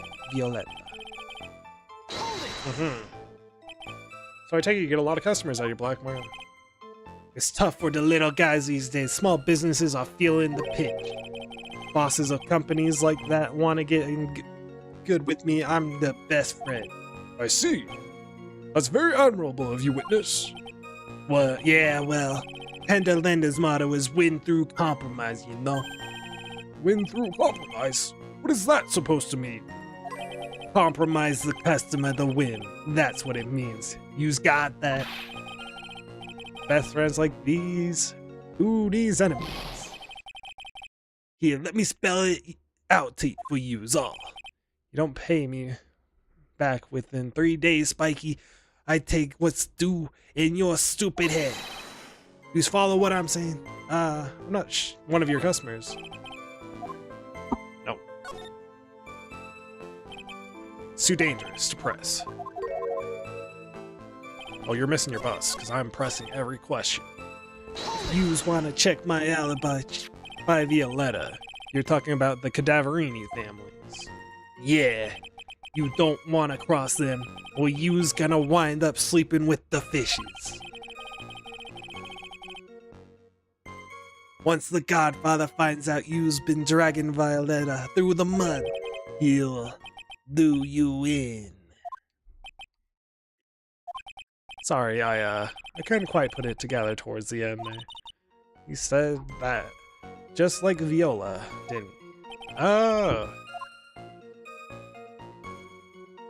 Definitely not.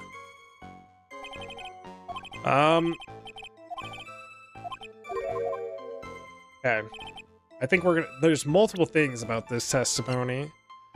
With our first one, there's a note saying, meet with the tiger.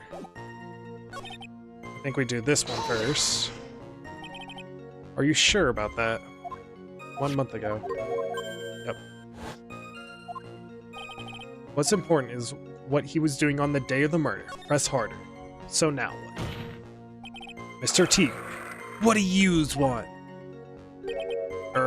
If you wouldn't mind going into a bit more detail. This is a dead end, right? And you know it. Remember the rules. No. No. It's essential that we establish the witness's alibi accurately. I agree. The victim was killed on December 3rd. Were you in the office that day too? Maybe yous ain't listen. Of course I was. I never set foot outside. I had meetings all day with a bunch of cats wanting to do business with me. I ain't never seen that young kid before. I do believe the witness's last statement was important. Mr. Gno, if you could please... Mr. Tigre, the court asks you to add that last statement to your testimony. Don't let an animal beat you. Be a man. Your Honor, and ask him yourself.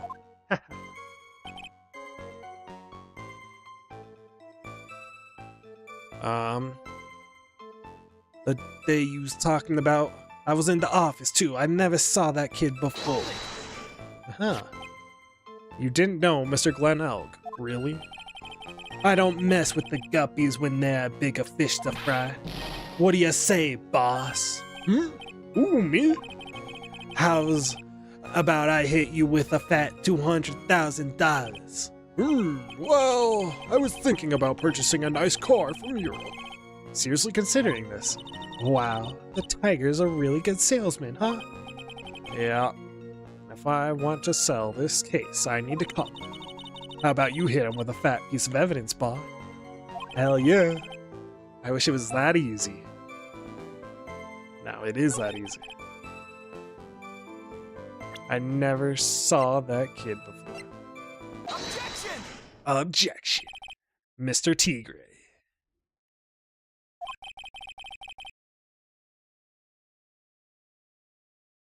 I think we're gonna have Viola coming too, though. You claim you didn't know Mr. Glen Elg, but it appears that Mr. Elg knew you. What? Mr. Elg left this little note on his calendar. Meet with the Tiger. And the date. December 3rd. December 3rd. That's the day of the murder. Indeed. So, Mr. Tigre, I submit that you did indeed know one Mr. Glen Elg. Because on the very day of the incident, you met with him.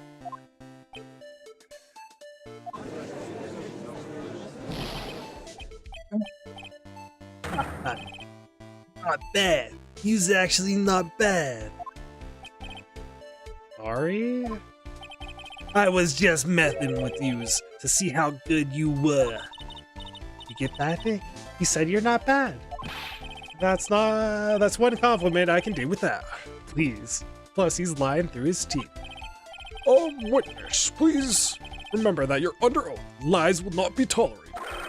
You's calling me a liar. Is that what you're doing? Ruh-roh. So, you're saying that you claim to have never seen that kid before is the truth? I said I'm dead serious. You's better believe that's the truth. Ha. Then I'd say that gives me time to enjoy another cup of pure black magic. That is, while you testify to the court again, Mr. Tigre. Oh, yes. Would you mind indulging the court, witness? Never actually met the victim. That's gotta be a lie right there. It's time to nail this guy.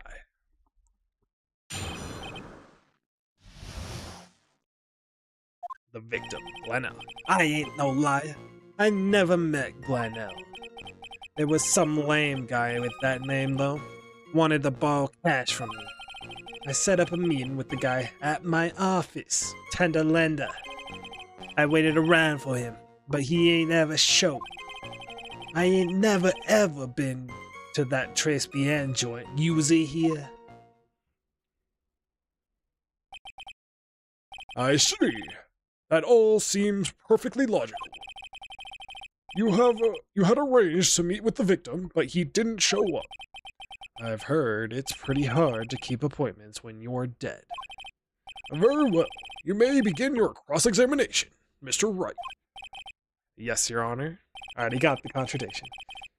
Didn't I tell you I got a big deal going down today? I ain't gonna make my bus now. I'm gonna have to take an express train. That bill's going straight to you, right?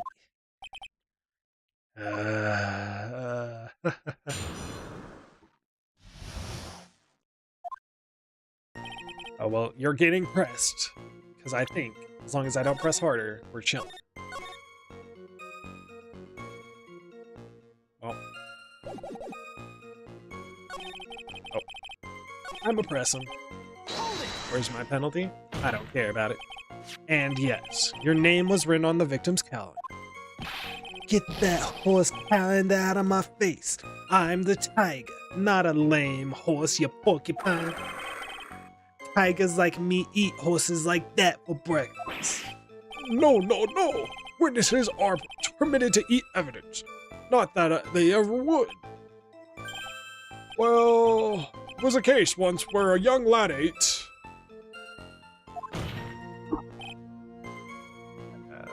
Was that us or no? Was that what happened in the first case? The tutorial case? Or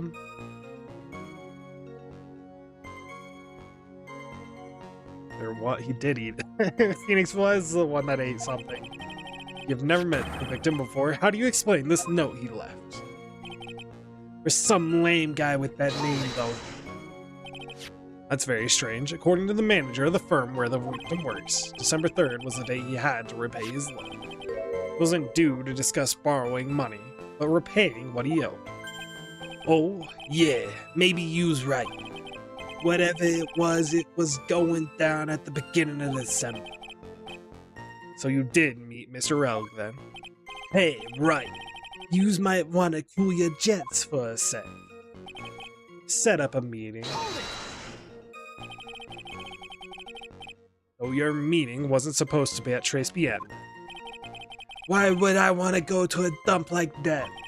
If I want to talk with my clients, I got an office decked out for the job. I got the best punching bag yous ever saw in there. Not exactly a professional office you've got there, you know. So, you were in your office on the day in question. Waited around for him, but he ain't ever showed. He didn't show up. What do you think, Trite? Let's see. How does a dead man get from a French restaurant to a loan shark's office? And you yourself didn't go to Trace BN. What are you trying to pin on me here? Why don't you come down to my office? We can chat about this thing my way, yeah? I got the best punching bag yous ever saw. No, I'm good. No need.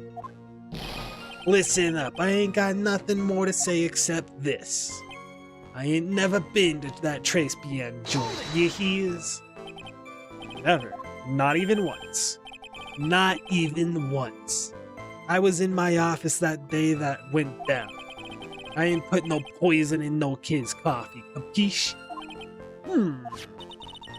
You think he really didn't meet Glen Elg? Not likely.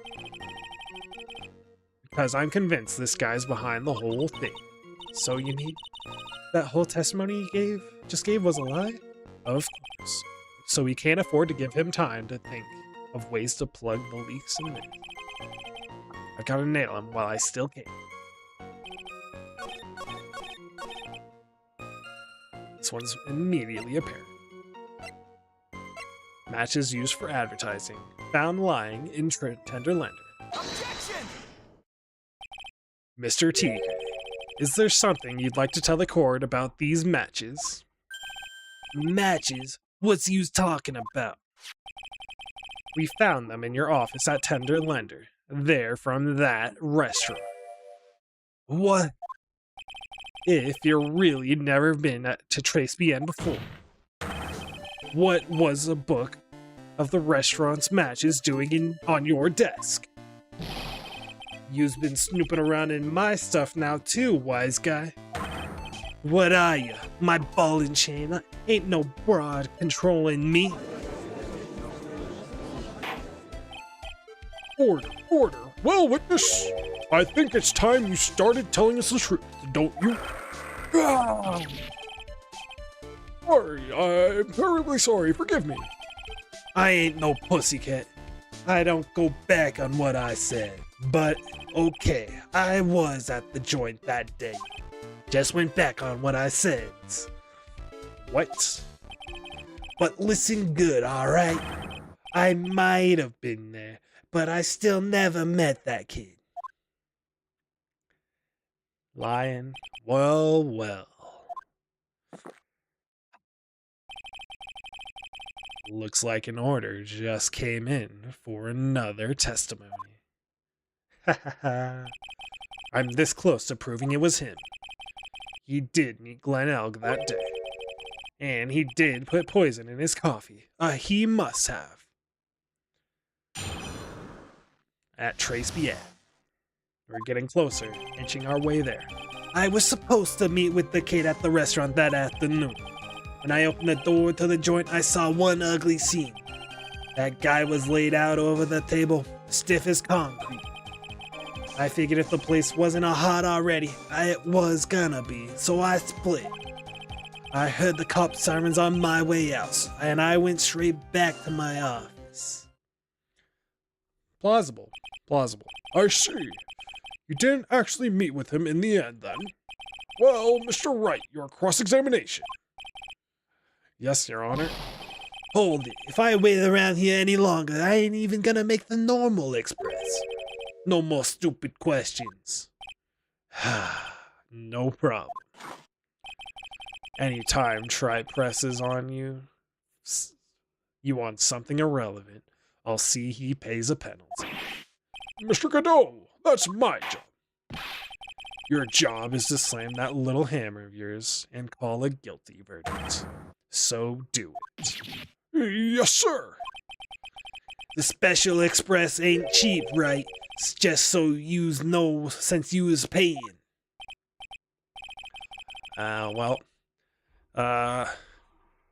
You're gonna be taking the Attorney Express straight to prison, huh? Oh man, doesn't the rule of law mean anything around here? At Trace Biet. I'm a press him. Now are they gonna punish me? Like they kept saying that I was gonna get punished, and like I just keep talking. So I'm gonna press him again until it actually punishes. It might actually punish me. Wasn't due to take place at Tenderlander at all then. The kid was making a fuss about coming into the office. It's always that way when I want to talk about repayments. Even though I got the best punching bag you've ever seen in there. If there are any issues. Maybe it's because of the punching bag that people are scared to come. So that's why you decided to meet a Trace. Yeah. Ha. Going over old ground again, Trey. Sorry. You just earned yourself a penalty. Now suck it down. You will suck it down, the penalty, Mr. Wright, and you will like it. Thank you, sir. May I have another? Okay. Stiff as concrete. It's this. Testimony. Jean. It's this. I was supposed to press on. You mean you saw Glenn Eld's dead body? I guess I did, but I only saw him from behind. He was wearing some raggy bit of cloth he called a hat. What time was this? I don't know. Huh? You know what winds me up more than anything else in this world? The watches. Round the watches. I ain't gonna pollute my paws with some ticking henpecker. Out of interest, Mr. Tigre, what winds?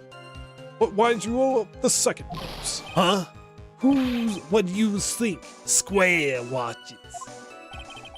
Is this guy for real? Look, all I needed to know was that something bad was going down at that place.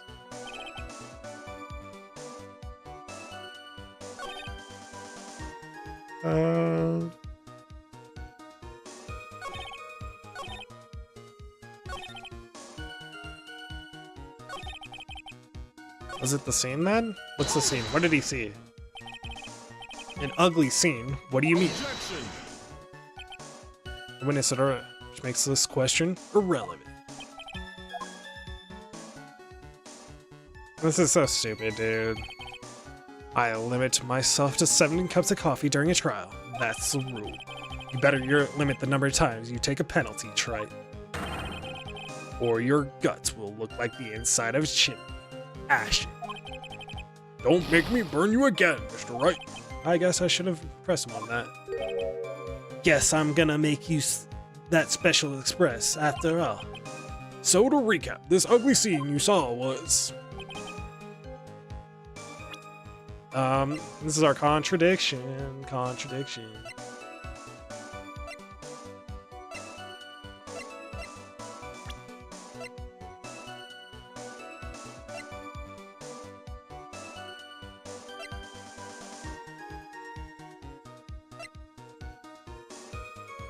Hmm.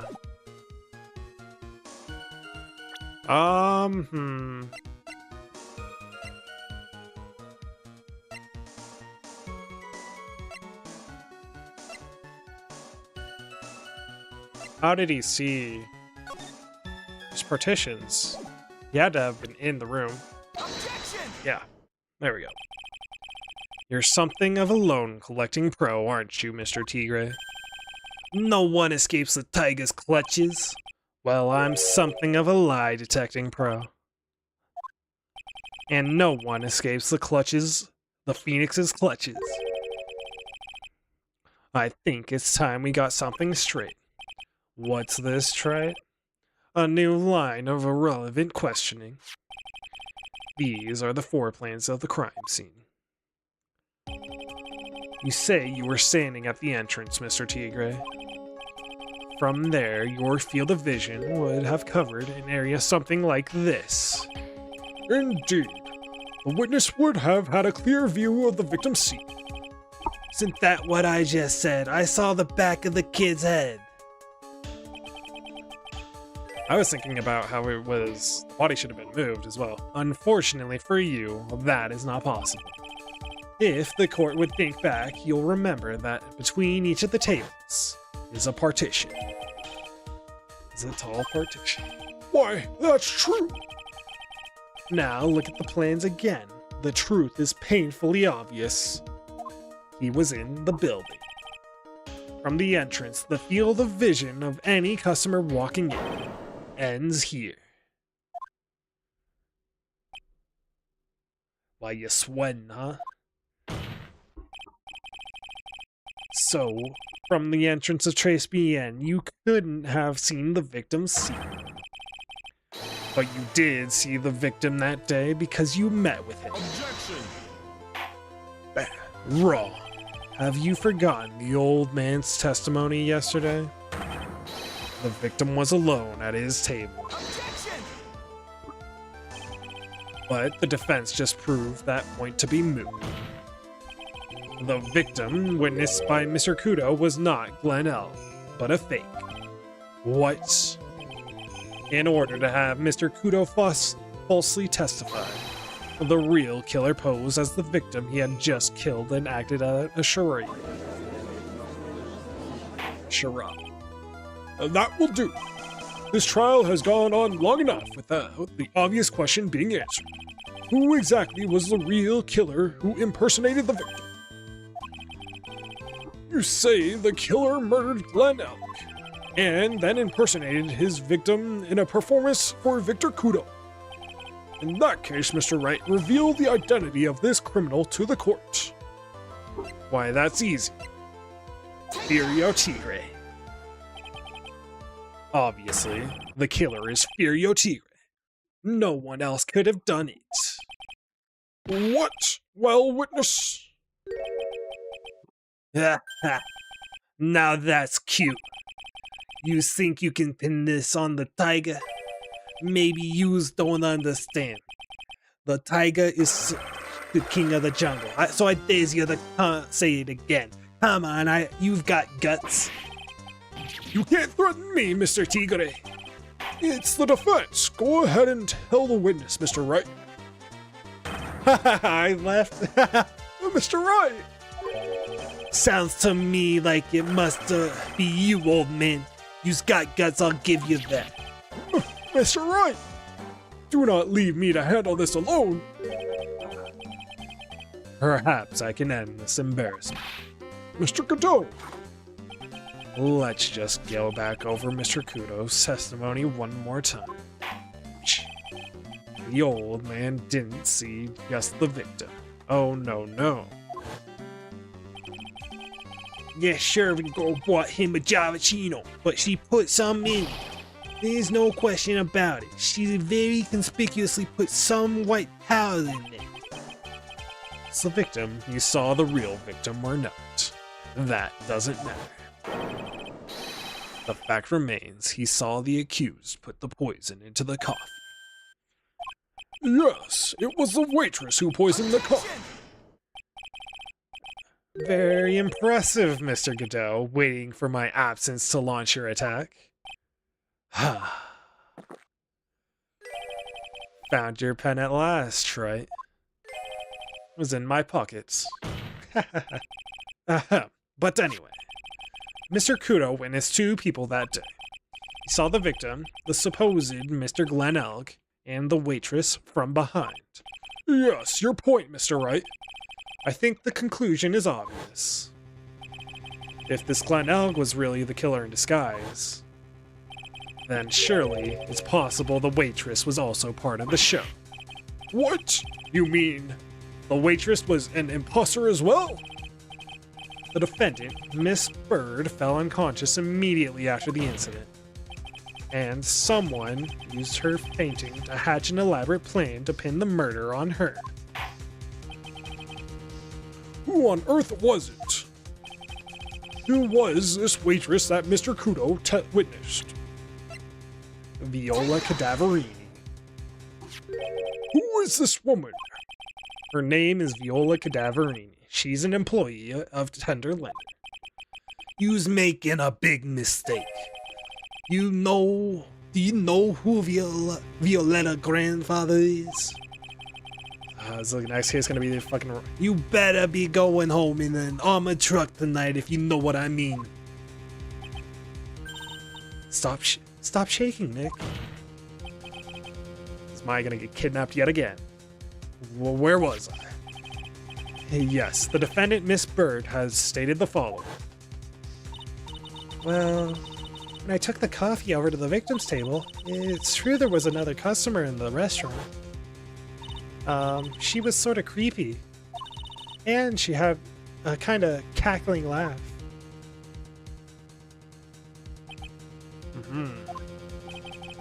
There are just too many contradictions in this case. The second man at the victim's table who nobody but Miss Bird seems to have seen. The earpiece worn by the victim in his left ear. But that eardrum was ruptured. And the radio show he was supposedly listening to half an hour after it was over.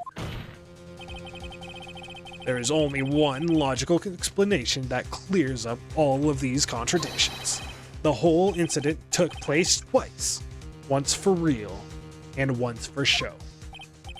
And Mr. Furiotire, the only person who could have committed the crime, is you.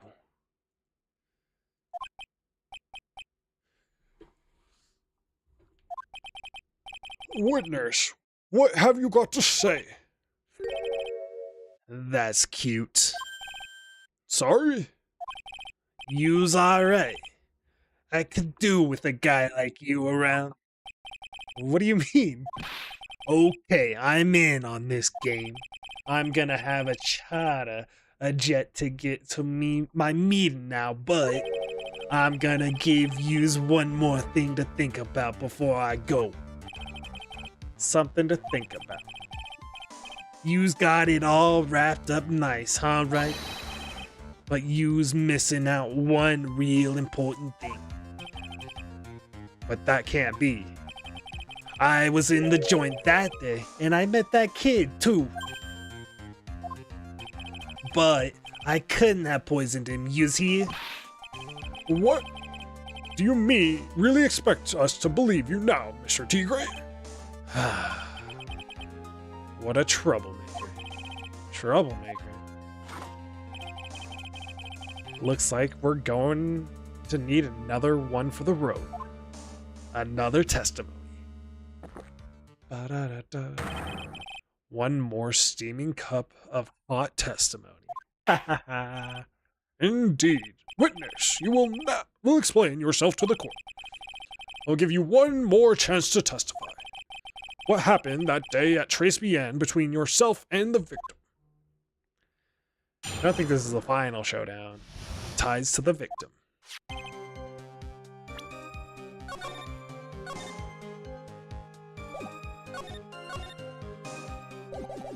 Yeah, I loaned El Cash about $100,000. That day he was due to have a little chat.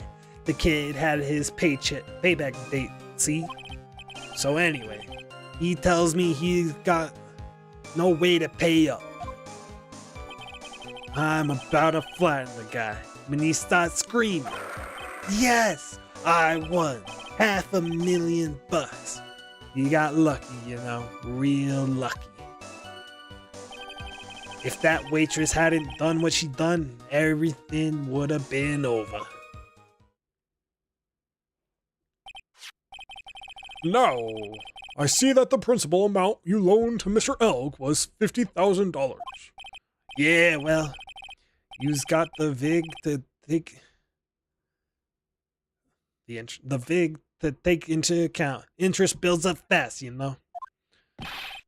That's faster than fast. $100,000 is twice his principal. And the repayment deadline was December 3rd, the day of the incident in question. Yeah, he was one lucky kid. Got that $500,000 just in time. So I ain't have no reason to kill the kid. And I ain't got no motive. You ain't got no case. This is gonna go another day, isn't it? His motive? He has to have one. But what is it?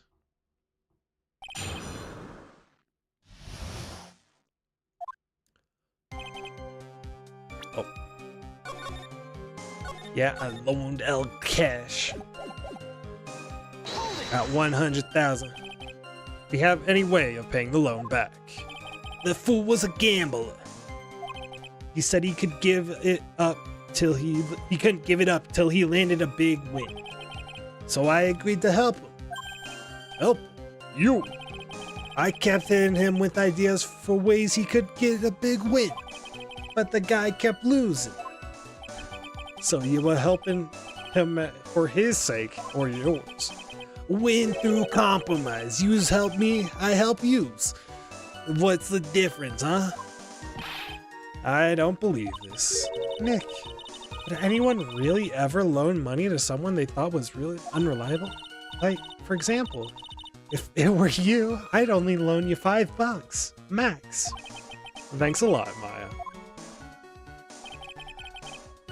That day we was due to have a little chat.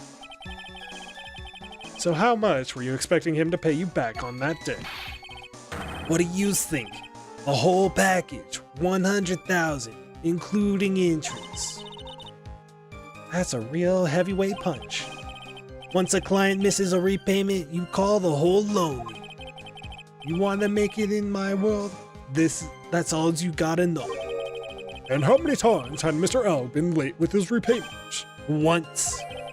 Now how much was he supposed to pay back every month? $50. Sounds like Mr. Elg was in a real sticky spot. Yep, at $50 a month, he'd never pay that huge loan up. So anyway, he tells me he's got no way to pay up.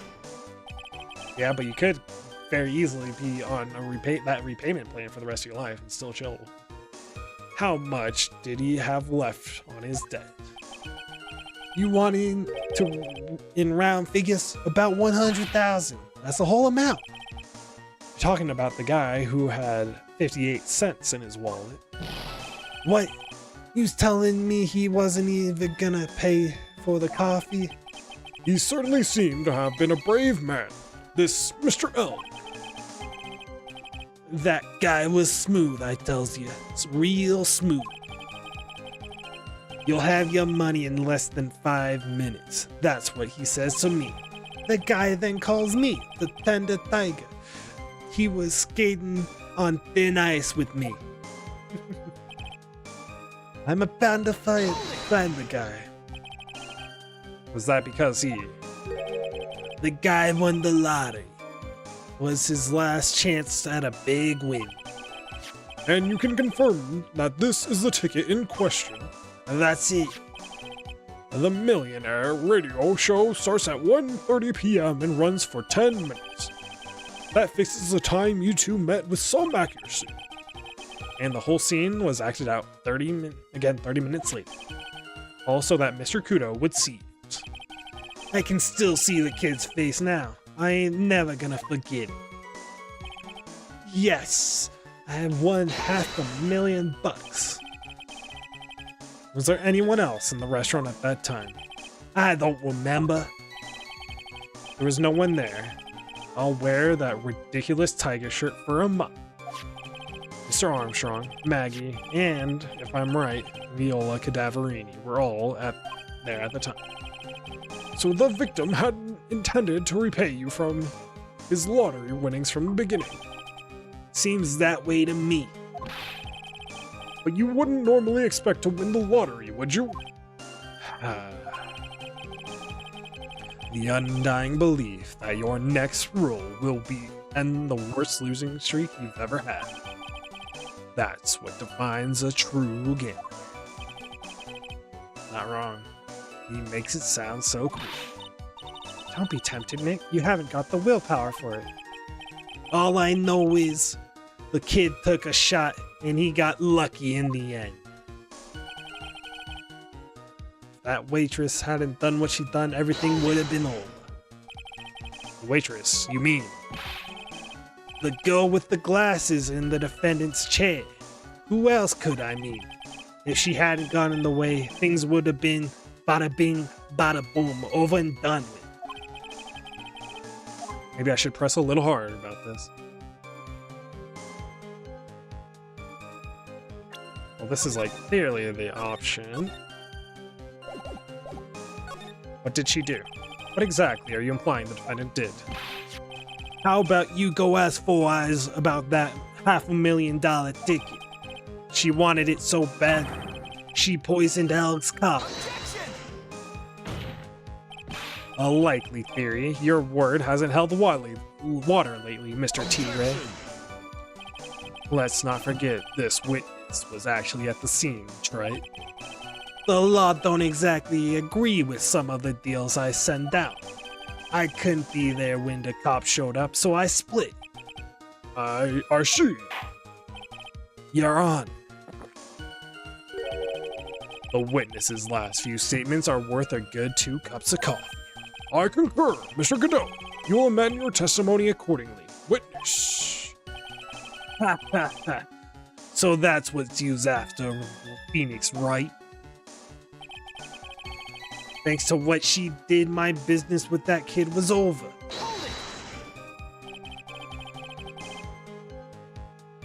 The tiger's trying to pin the crime on Maggie. If I ask him about what he saw, it's only going to damage our case. What do you mean things would have been over and done with? Are yous all there or what? I'm talking about the cash. Was there to get my $100,000 back. That's all. I'm a businessman. I was all coming together before that waitress got in the way. As far as I can tell from the witness's testimony, other than recouping his loan, Mr. Tigre had no motive for killing the victim. Well, Mr. Wright, are you happy with the testimony? Or would you like it to be amended? Have it amended. Your Honor, the defense would like the testimony amended. Very well. Witness, you will amend your testimony to reflect your recent statements, please. I was after the $100,000. I didn't have no reason to kill the guy. Are you saying you had no other motives that day? Yeah, so what? Then, why didn't you take the lottery ticket when you left? Why do you think? Because of Four Eyes over there. Because of Maggie? How about you go ask Four Eyes about that $500,000 ticket? She wanted it so bad, she poisoned Alex's car. A likely theory, your word. Objection! Let's not forget this witness. We already went through all this, Your Honor.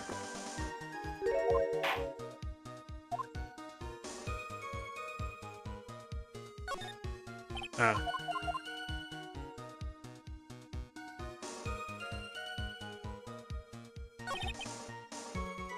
Wait, what? What? What? Hold it! Now it's back to what it was? Hey, hang on. Let's go back to this. Have it amended. I was after the 100,000. I didn't have no other reason to kill the guy. MC Bomber. Objection! MC Bomber. So you just intended to get back the $100,000 Mr. Elg owed you, correct? I loaned the guy cash, so that's my right.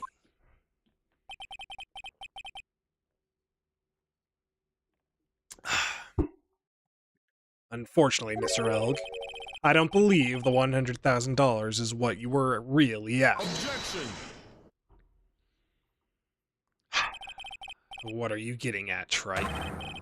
What else would a money lender be after other than money? More money. Oh, the money lender was after money, but money in a totally different league. The kind of money that a single disc like this would fetch.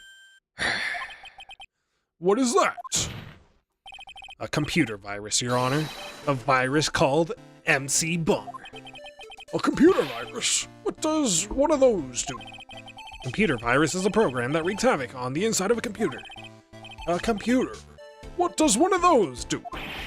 I guess the beard isn't the only part of His Honor that is from the Stone Age. I'll explain it to you later, right, Your Honor. Right now, this is an important point.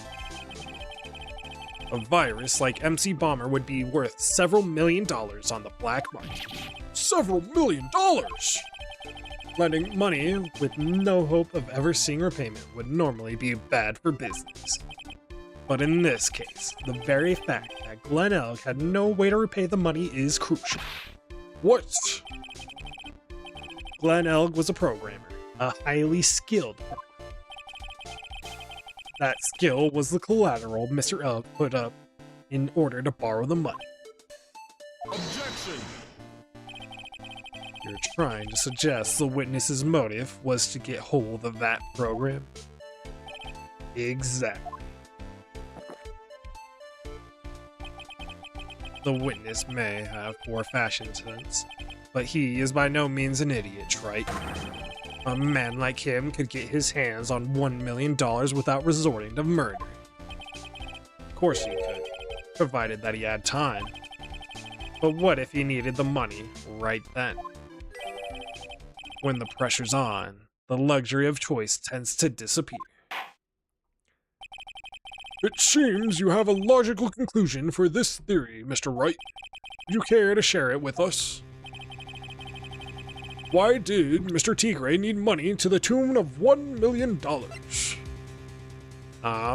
you have evidence for that? Bam. In December of last year, you found yourself in need of a huge amount of money. About 6 months ago, you were involved in a traffic accident, weren't you? An accident involving a car and a scooter in which a young woman was injured. She was taken to the hospital where she underwent surgery. How much of this do you know?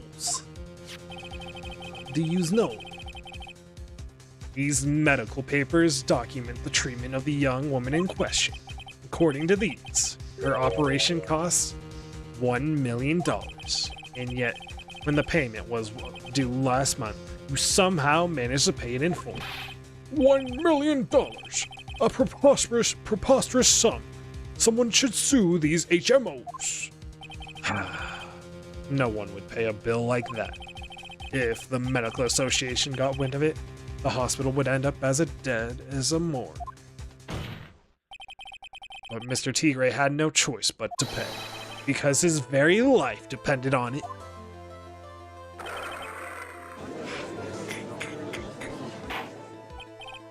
Order, order!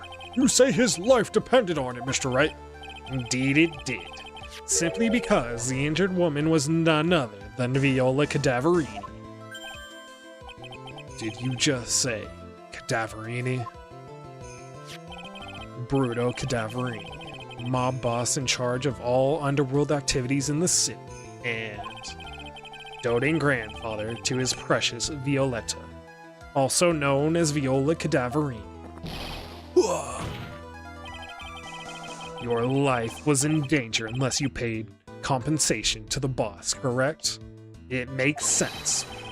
You were desperate to acquire $1 million Bruto Cadaverini demanded of you. So desperate, in fact, that you decided to sacrifice Glen Elg's life to pay your debt.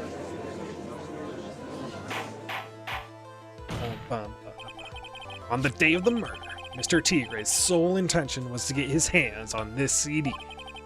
Glen Elg had no way of paying back the $100,000, and Mr. Tigre knew it. But then a miracle happens. The kind that Mr. Tigre would prefer to say never happened, but he can't, and neither can I. The lottery win? Exactly. At the 11th hour, Mr. Elg won $500,000 on the lottery, which left Mr. Tigre with no way of getting his hands on the all-important CD. At least, no legitimate way. Ah, that makes sense. So he resorted to illegitimate means. That's crazy. He murdered Glen Elg and then made his move to frame Maggie Bird for the crime. Mr. Tigre posed as Glen Elg, while Viola Cadaverini played the role of Miss Bird. And then they reenacted the whole thing in order to establish a witness. The witness being the one we all heard testify yesterday, Mr. Victor Kudo. Objection! Like I said, Shrite, that's crazy. No one could pull off a stunt like that. For starters, there's no way the chef could have been kept in the dark about it. Objection! But Mr. Armstrong was in on it from the very beginning. Have you forgotten already, Mr. Godot? Mr. Armstrong owed the witness money too. $500,000, in fact. He had no choice but to go along with Mr. Tigre's plan.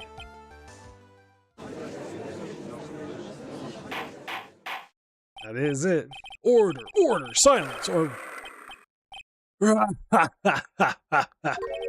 You's put on a good show, Spiky.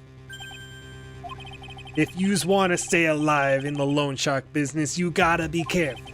You saying I dressed up like that kid, created a witness, and framed someone? If I did something crazy like that, I'd leave a trail as bright as my ship. I ain't dumb enough to do something sloppy like that. I agree. You do. Despite your appearance, you are very careful. That's why you took one more precaution. One more trick to make sure Miss Bird had no way out. What? Another one, Mr. Wright. Interesting. Why don't you fill us all in, Trite? This is it. What was this trick you say Mr. Tigre performed to frame the accused? Bam. What on earth is that? What an insult to think anyone could be fooled by such childish imitation. Consider yourself insulted, Your Honor. Mr. Tigre, you didn't just pose as the victim on the day in the question. A month ago, in this very court, you posed as me. What? That's The truth. But the witness looks nothing like you, Mr. Wright. Although I can see it. With that spiky hair. Now that I think about it, it was you, wasn't it? No doubt it was you, standing in here, this very court, a mere month ago. The Phoenix Wright who put up the most disreputable, shabby defense I had ever seen. Objection! Can you prove that, Gramps? Prove the attorney who represented the accused here a month ago was this man. Are you prepared to take the stand and testify that it was him?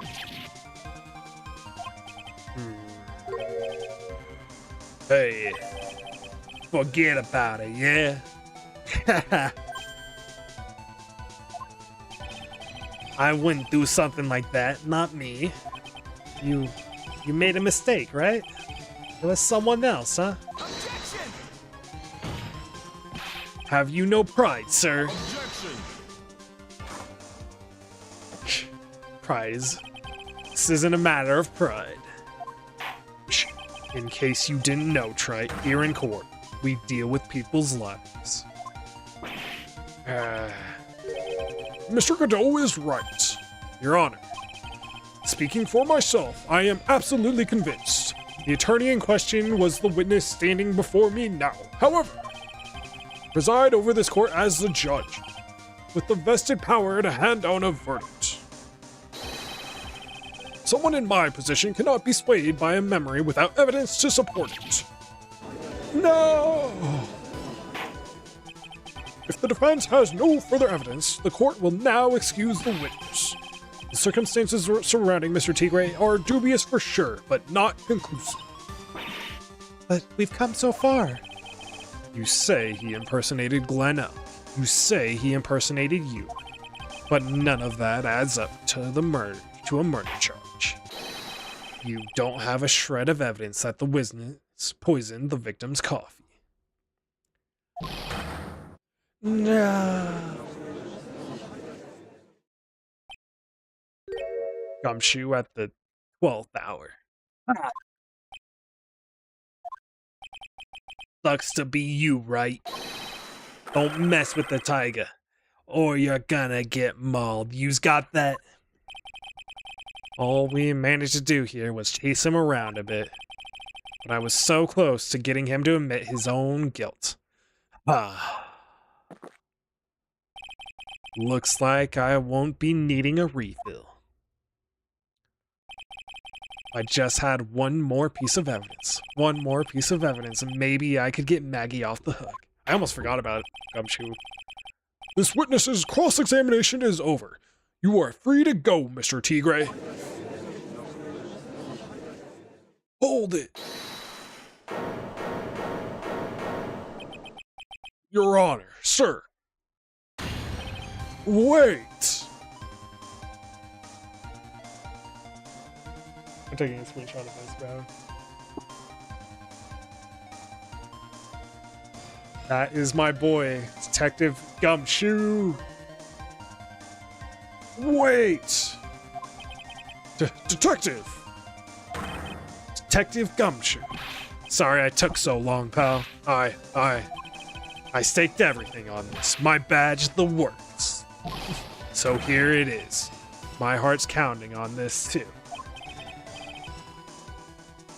What is it, Detective? Isn't it obvious, pal? It's the final, decisive piece of evidence. What? What?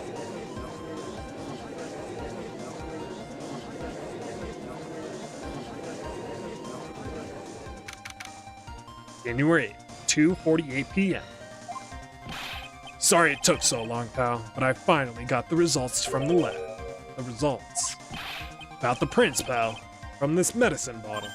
Oh, so you know who the prints belong to now? Do you think I'm some kind of hacker detective? Of course I know. So tell us. They're the tigers, aren't they?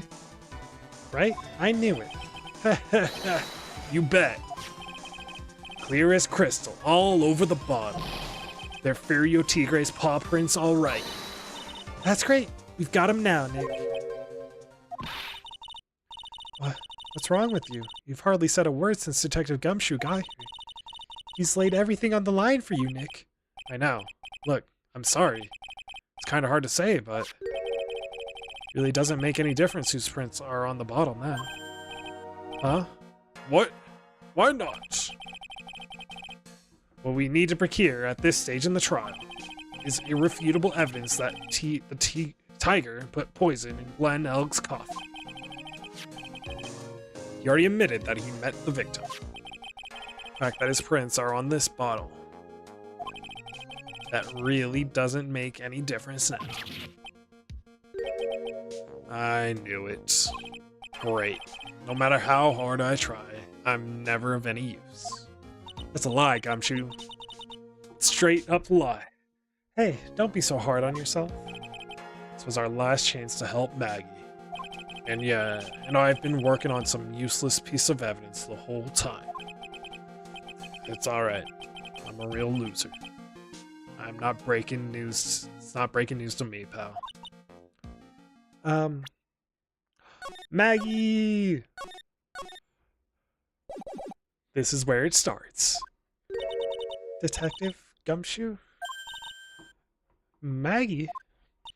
You've been working on something for me? Sorry I let you down, Maggie. I know you didn't do it. And I'm a detective. We're supposed to be able to prove stuff like that. I'm really sorry. I'll get out of here. Detective Gumshoe, wait! He's gone. Isn't there anything we can do now, Nick? I wish there was. Gumshoe worked so hard to get that evidence. If only there was some way I could use it. Covered in Furio Tigre's fingerprints. How do we get it? Final showdown. Mr. Wright, Yes, Your Honor. I granted you a recess so you could prepare the decisive evidence you've discovered. Yes. Ha. Don't keep us all in suspense, right? Show us. Naturally. We can assume it's evidence that will actually stand up in court, can't we? Think, Phoenix. Don't let Gumshoe's hard work go to waste. How much more time of my time are yous gonna waste? I ain't been to no court before, but yous lawyers sure know how to blow things out of proportion. No doubt, given the nature of the evidence, it will speak for itself. Nevertheless, you will talk us through it, Mr. Wright. Well, I know I can't prove anything new with this evidence. I'm really backed into a corner here. But maybe if he thinks he's got me beat, he'll let his guard down a bit. Don't keep us waiting any longer, Mr. Wright.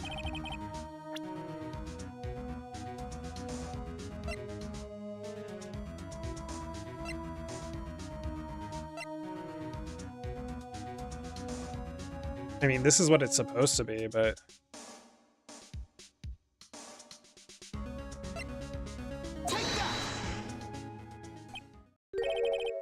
Quite frankly, Mr. Wright, I'm disappointed. I was wondering what evidence you could possibly produce that would sway me. I see the idiot's point. That's decisive. Real decisive.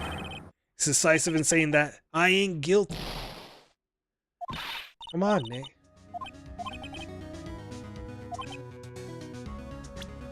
I mean, obviously, but like, you said the plate like I'm fucking in the corner. This is what I was going to do. Whatever. Fine, fine, I'll present the thing.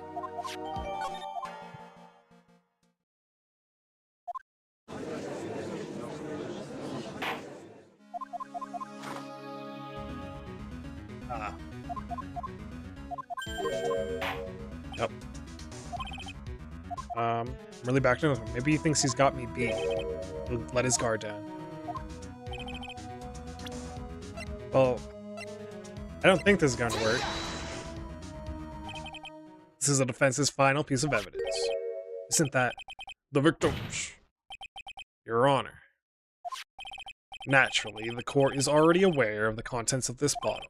However, interesting new information has come to light.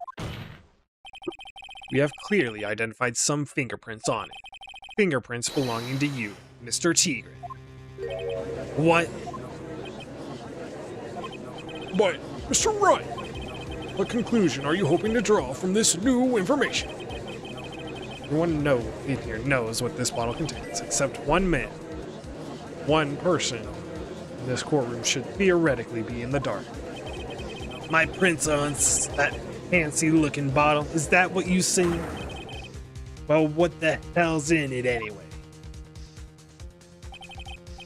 Phony trial, a phony lawyer, and phony clues.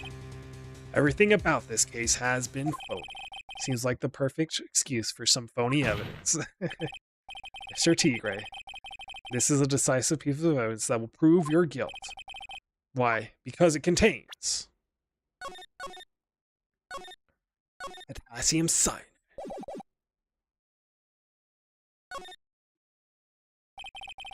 Bottle contains potassium cyanide. Oh, potassium cyanide. Poison used to murder Mr. Elg, Your Honor. Oh, the victim's killer used this very bottle. And on this bottle, Mr. Tigray, we found your fingerprints. Well, how do you explain that? Ha ha ha ha ha! You make a good clown, you know that. What? His name ever gonna... Goddamn, you was just making me laugh now. You think a cheap bluff like that's gonna fool the tiger? Look, I can see straight through you with Phoenix Wright. That ain't a bottle with cyanide in it. No. This is a bottle we found traces of poison in. Don't mess with the tiger, you're gonna get ripped to shreds. Cyanide bottle was brown, and it was made of glass. That cheap piece of trash don't look nothing like it.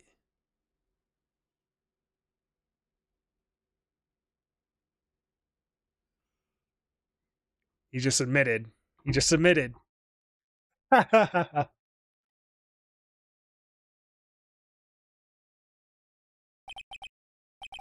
At last, got him. What? Why is everyone gone quiet? I said that bottle. Is this the bottle you're referring to? Yeah, that's it. That's the bottle the cyanide was in. But yous ain't gonna find my prints on that bottle. Don't let that cozy looking suit fool you, people. That lawyer's just playing games. Tell him, Mr. Prosecutor. Tell him, Mr. Prosecutor. Tell that guy where to go. Still haven't figured it out. Don't you realize what you just said? What I said? What did I just say? You were summoned to this court for the first time earlier today. You really had nothing to do with the murder. You shouldn't have known it with all the little details. For instance, you shouldn't have known what kind of bottle the potassium cyanide was in.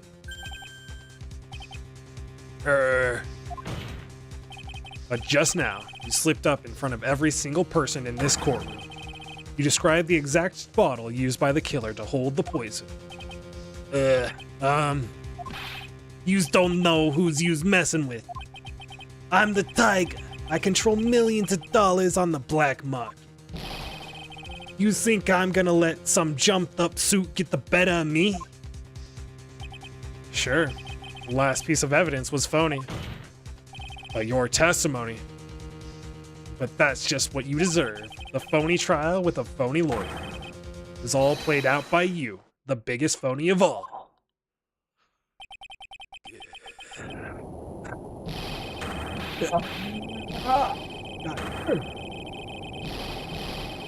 His rage scene. Damn! Black and white.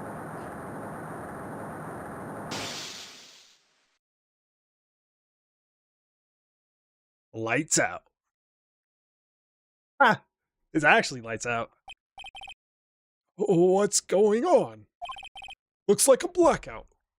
Oh. Well done, Trite. You got away because the cadaverinis got involved. I saved my 17th cup of coffee just for you. Yup. Savor it. While you watch the police restrain your prey. Hey. Mr. Wright, you caught a tiger by his toe, but if this one hollers, he won't be let go. Now then, how are things going with Mr. Tigray, Mr. Godot? He is being arrested on suspicion of murder of Glenn Elg, Your Honor. Fortunately for us, we managed to rectify a very grave error. Miss Bird was found guilty in the absence of a genuine defense attorney. Yes, she was. And in the absence of genuine evidence. But the tiger made one mistake. Indeed. Because he very nearly got away with everything if it wasn't for that one slip of the tongue. Ray is a truly frightening criminal. Ah, the truly frightening one is that defense attorney over there. Godot.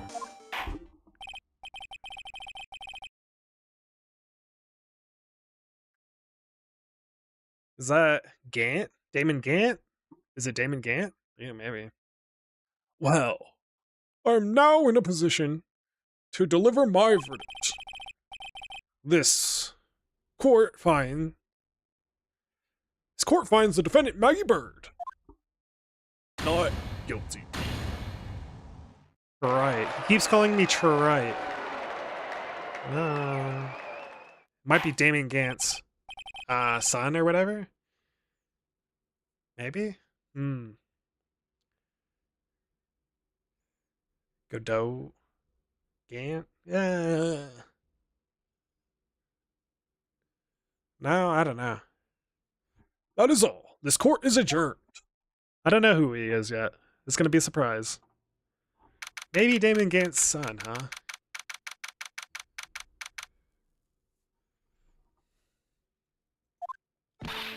Mr. Wright, I'm at a loss for words. Thank you, sir. Congrats, Maggie.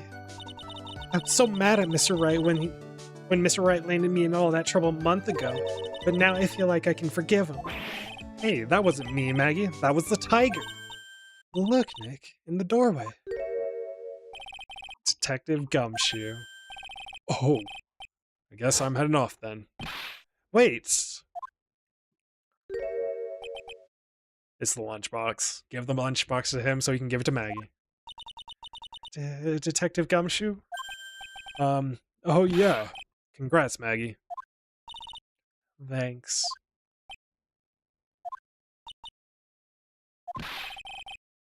I knew you were innocent all along. Why didn't you say that in your testimony then? Huh? Oh, well, Well, guess I'll be heading off then. See you around. Wait up, detective. He just ran off. Maggie, what are you being so hard on him? He busted his butt for you. It's thanks to him that we got the medication bottle. That wasn't even of any use. But it's only because Mr. Wright used it so cleverly.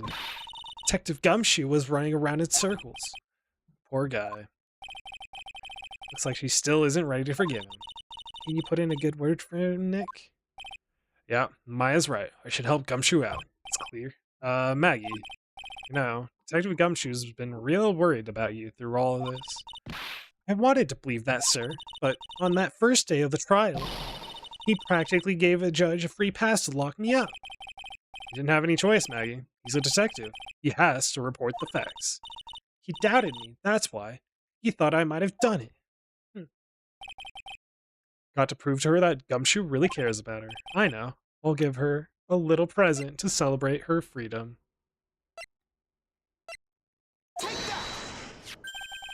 Here you are. A present to celebrate your freedom. That's a present from Detective Gumshoe, made with a ton of love. He said you lost weight and was worried about you. Detective Gumshoe. I actually really like Phoenix, you know? Aww. You guys hear that? I'm pretty hungry myself, you know. Yep, the trial dragged on a bit today, didn't it? Is it okay if I eat this now? Aw, she's crying too.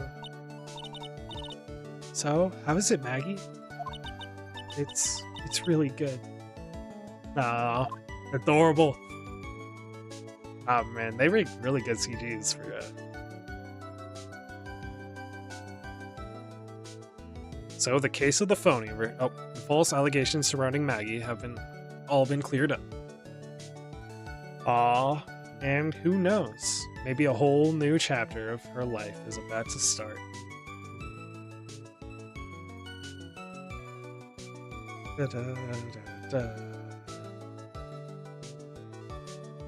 Recipe for turnabout. Aw. Turnabout beginning. Oh. Miles Edgeworth is back. He's got a briefcase and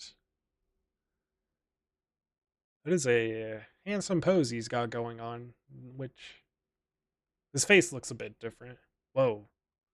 Some mountain bridge or crossing bridge with a gun and a what's it called? A hostage situation in court. Who's that lady?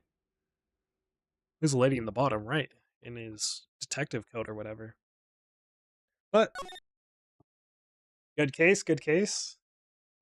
I like the phony or Furio Tigre. Good character, good fun character. And Detective Gum should begin the slander all day, every day, but he's always the homie. He's the real one. So is Edgeworth a little bit, and we're about to be with Edgeworth again. Godot. Maybe if you rearrange his Godot, Godot. What does that like? I'm really bad at like word puzzles, so I don't know. But I imagine maybe if you rearrange his letters of his name, then it might be something. But ooh, do I want to watch this? Oh well, I'm not gonna watch this yet. Hang on. Oh, before that, let me see if Godot has a last name. 1 second. Um. There we go. Godot with the last name? No, it's just Godot. Okay. But, anyway, that's gonna be it for me today. Very good trial. Very fun. I had a lot of fun with it. I'll be back on Monday to start Case 4, and with Miles Edgeworth making an appearance, and maybe other returning characters. I don't know.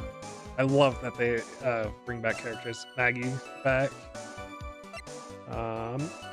for this one, I guess, but we'll see who else is returning and who's new. But other than that, I'm Mazrin, streaming Monday through Thursday currently, around 4 p.m. And yeah, if you stop by and enjoy it, I hope you enjoyed, and I hope to see you again. Peace.